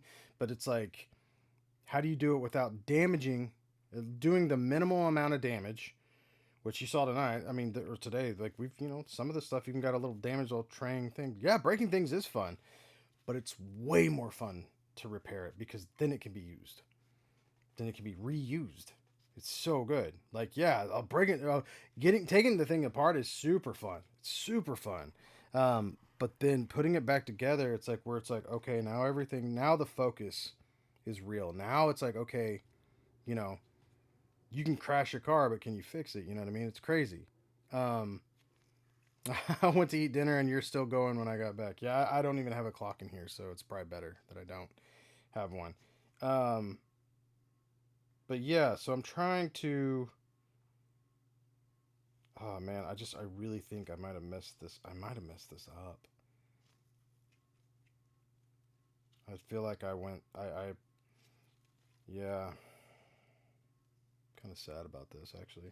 I feel like I went the wrong direction with it, but I don't know. Maybe there might be saving it. There might be saving it. Hang on. So hang on. Let's see. Let's see our angles here. I'm gonna work our angles. So we can shorten this. Yeah, you see, this needs to be facing the other way. So we've got this here. There's our angle. And there's nothing left to attach inside of it.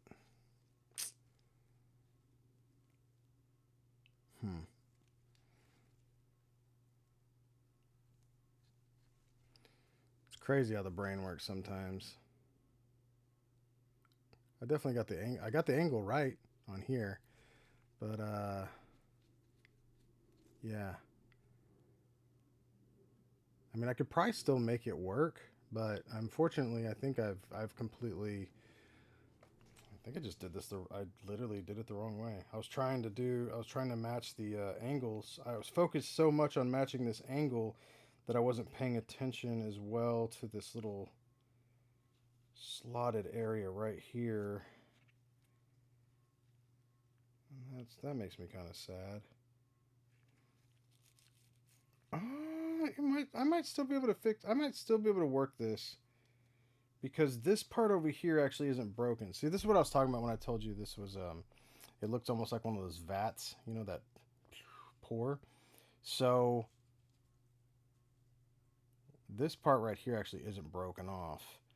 This part, you can see, is. So it's not like we can just stick that in there, but there is still some stuff left over here that we can potentially put this in. What I want to make sure I can do is when this does slide, like we put this in here, I want to make sure there was a piece that actually went, you know, down on the inside here. And I guess I just messed that one up. Bummer. Kind of crazy how you can, it's like right there in front of you. This is what I talked about, the one little small step or whatever, and you go the wrong way and you're like, oh no. But let's see if it works. We'll try it out. We don't want to give up on it just yet. I think there might be just enough there to hang on to all this work for the repair to work. Yeah, we're not going to give up on it just yet. All right, hang on. We'll see what we can do here. Now, we got an ad coming up, so that's fine. I'm just going to go do some more dremeling.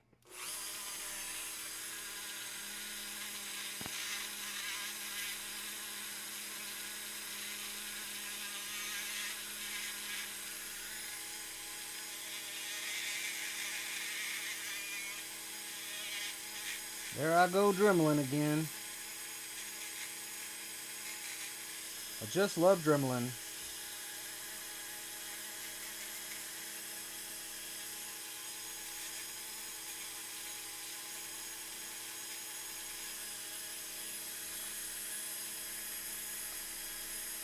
Go in there. There you go. Okay.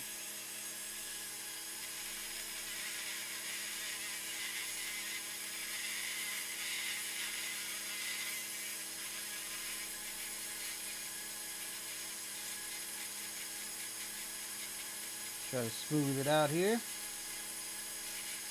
Hang on to as much of this as we can.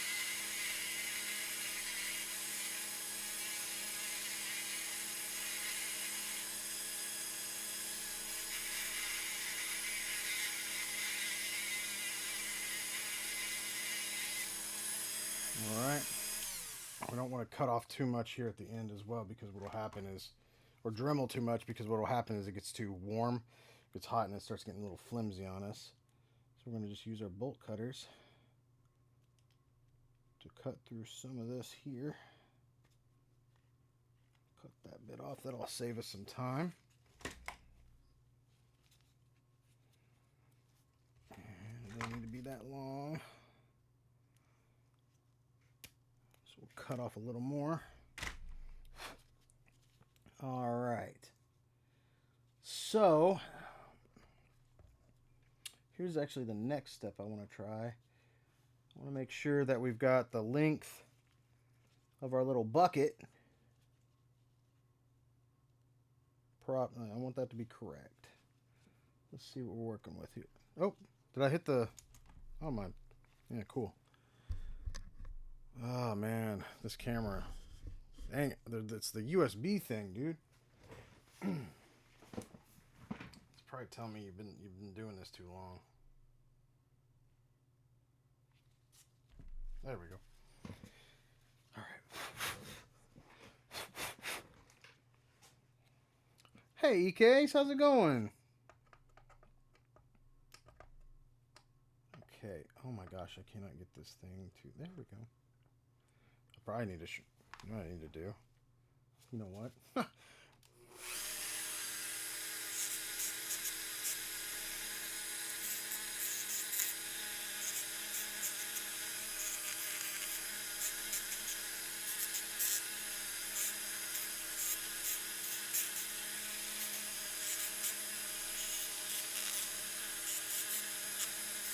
There we go. That should make that easier to go in. There we go. It was a little... When I cut that earlier, I didn't shave off the bottom very well. Okay. Once again, we're going to make sure that this is the right length. Because right now the circumference is looking wonderful. I think it could be a little shorter. And we'll flatten off the edge a little bit here. And then we're going to add a little bowl to it, which is awesome. You're going to love this. You need to start motivating. Okay. I don't know if this Dremel is going to help you get motivated or not, but Some people actually hate the sound of this thing.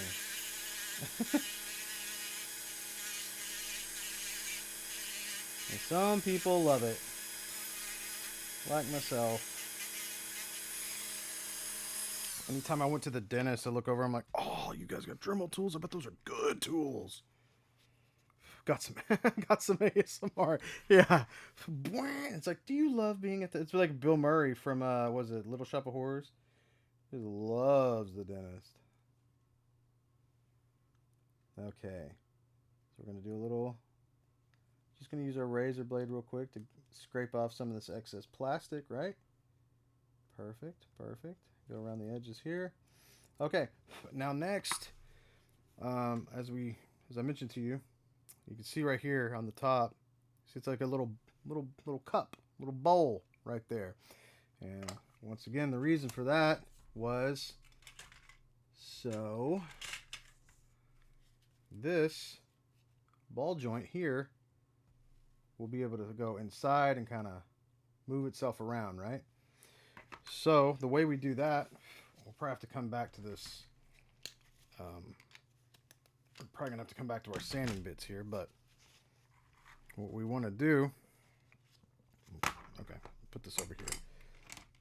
Had to move all this stuff around today. It's all crazy.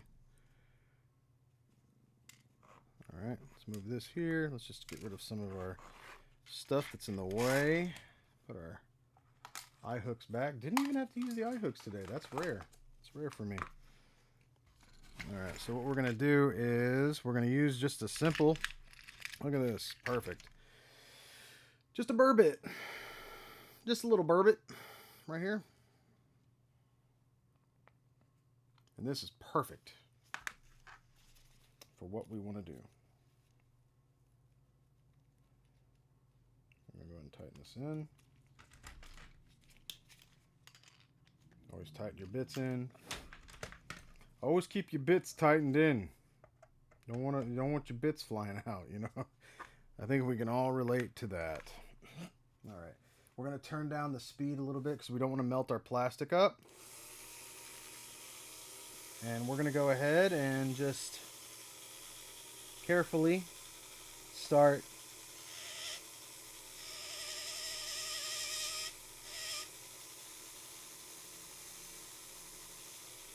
well, actually, I'm probably gonna bring it up a little more.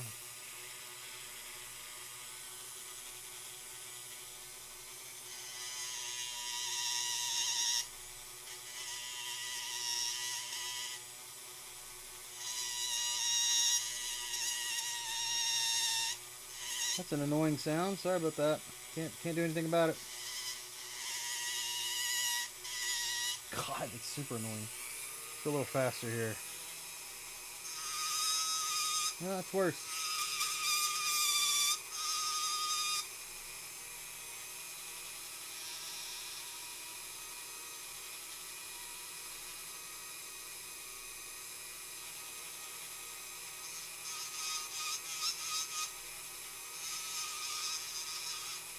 Just don't want to rush it though.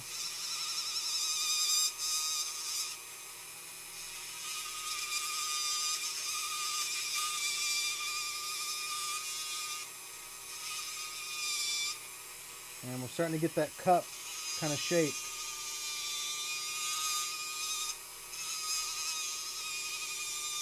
You're going to be really careful because this Dremel can jump. So you got a good tight grip on it. Carefully whittle away.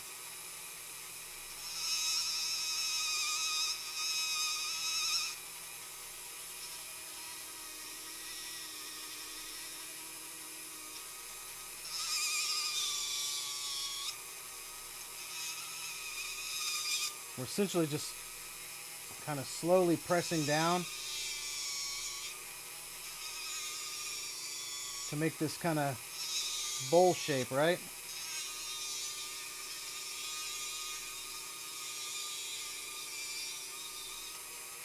Yep, and I think that's starting to, that might be right where we need it. Just make sure it's even. Well, we might have to revisit this just a bit, but so far,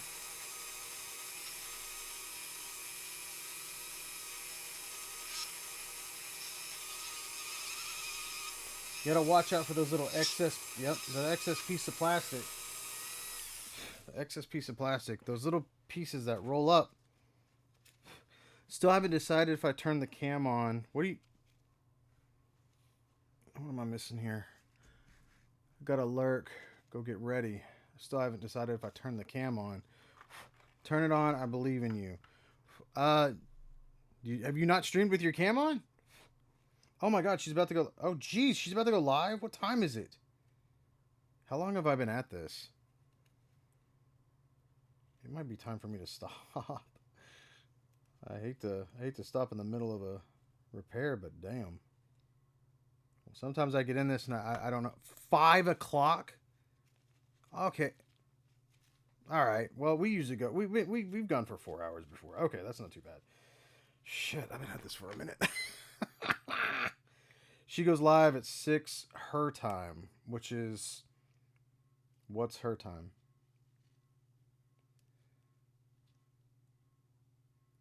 I don't want to. Oh man. I think we promised Anthony we would play Arc Raiders with him tonight, which is going to be really fun to try to sit down. Oh, God. So in just a few minutes, well, then maybe it's time for me to stop doing this. This is almost done. This is getting really close, but I ain't stepping on friends' stream times. And also, I probably need to stop. We're getting there. We're getting somewhere. So that's always a plus. And as you guys can see, here's the bowl shape is forming now. And then what we're going to do here next is we're going to drill a hole all the way down, all the way through. As you can actually see on the factory version, they did the... Well, I hope you can see it. You can see there's actually a hole all the way through there. Yep. So there's the top side. And then, well, you get the point. It's very awkward. Very awkward piece. We can raid her channel since we've never tried it before. Oh, cool. Yeah. So if she's about to go live, what time is it? 4:57? Oh, man. If she's about to go live, if she goes live in 3 minutes, then yeah, raid the channel, please. I don't know. We don't know how to do that. So yeah, that's a good idea. Artemis is funny. You guys will like her. I know I do. She's cracking me up. What are you playing? What's she playing today? Is she playing more Requiem or something else?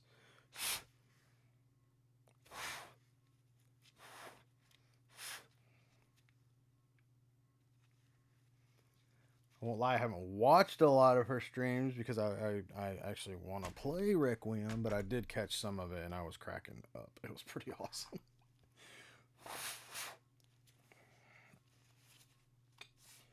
I'm going to Dremel a little more of this.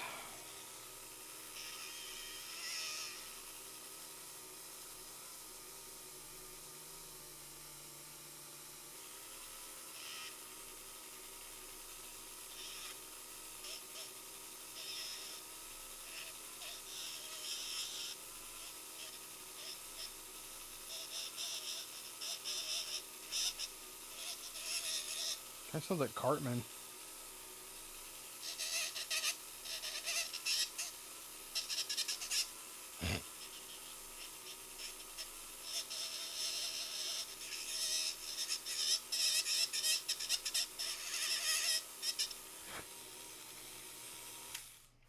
Alright, now we're going to swap over to a drill bit. Drill a hole down the center of this thing. Directly down the center. And we can actually probably take one of these and test it to see. I bet you this one's too big. Oh. That actually might be perfect. Nah. If it's hitting the edges, then it's a little too big. This is what we want right here. Yep. All right. Back to it.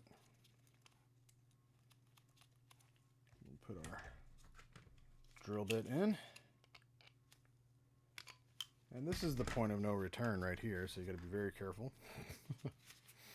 We also don't want to drill into our fingers. So let's see if we can't.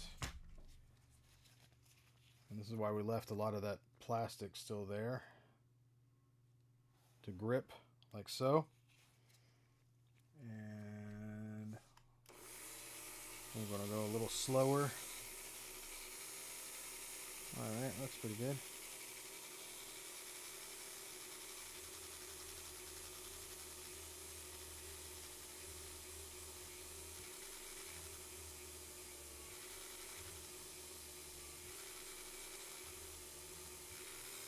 Looks like it's, so what can happen here too, you gotta be careful not to catch too much plastic.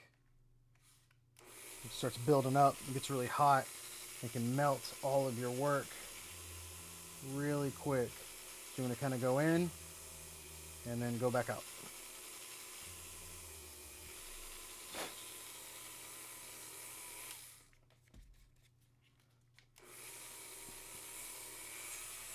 And move the speed up just a tad.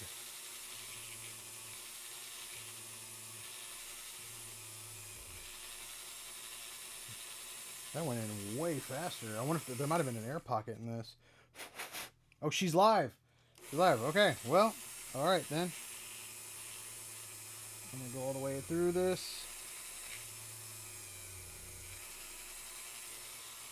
That was pretty far in. She's playing Hunt Showdown. Oh, cool. Okay, cool. We pretty much drilled a hole almost all the way through this. I just want to check this real quick, and then we can call it a night. I just want to see if this worked the way we wanted it to work. We got the bowl shape here. Here's our piece. Let's see. It might need to be widened out a little bit more. Hang on. Let's see if we can do that.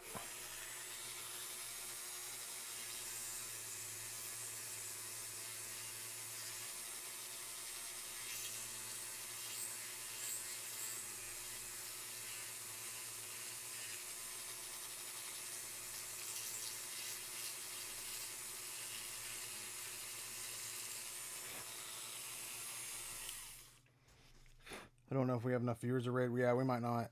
I don't know what it takes. And this is, I'm not going to rush in anymore. I'm not going to rush this. This is going to need a little more work. We're going to have to go and drill a little more.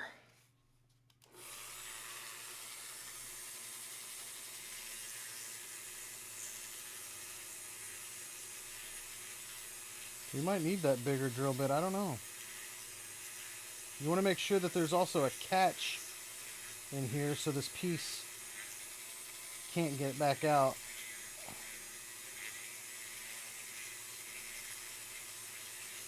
I'm being very careful. I know it looks like I'm probably being very careless, but I'm more so trying to widen this carefully by using the same drill bit. I just want to get this piece in before the stream's over. Man, I cannot seem to. Gotta widen it out some more.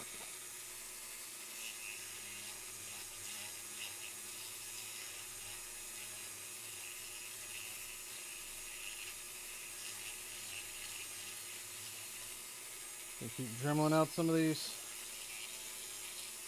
excess plastic here.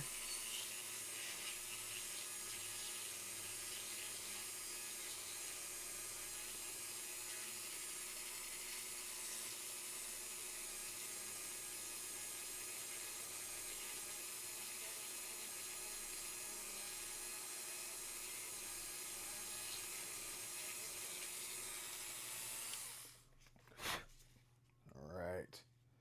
Let's see.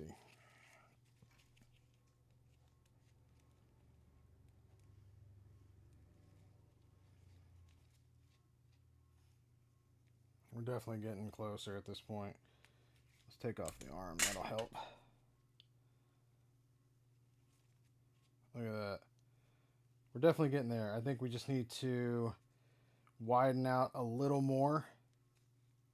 Yeah, because it's not even at the end yet. So we just need to widen this out a little more, and we'll have ourselves a homemade internal Revo joint that's going to be... The tension already feels awesome.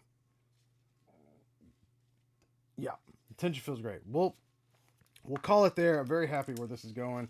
That just needs to be, like I said, widened out a bit. And then we've got to go through the whole process of reattaching that to this guy as well. So that's going to be something else. That's going to be something special.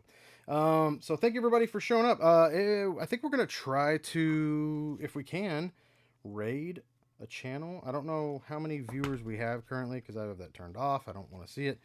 But I guess we'll try to raid a channel. Can we try that, Christine? Can we try to raid Artemis's channel?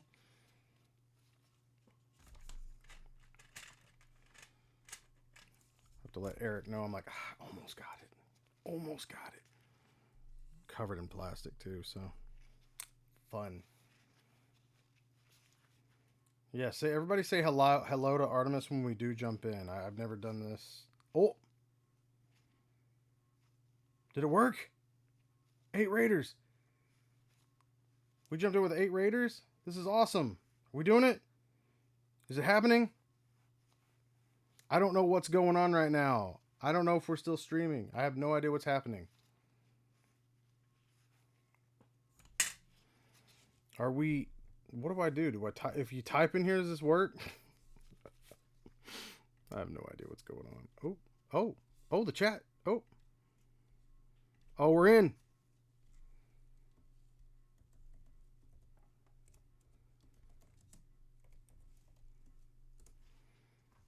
We're in. Hell yeah, dude. That's awesome. Yes. Oh, look at Spike. Spike's dropping all of the stuff. This is amazing. I love it. This is great. What's this button do? Wolfguard. Let's go, dude. I'm glad he's in there. Man, let's go. This is freaking awesome. Oh my gosh.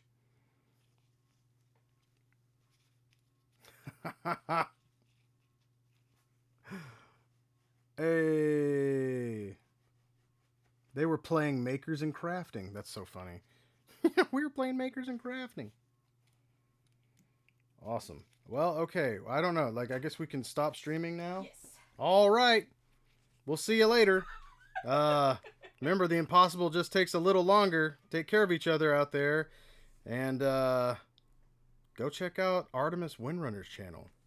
It's freaking awesome.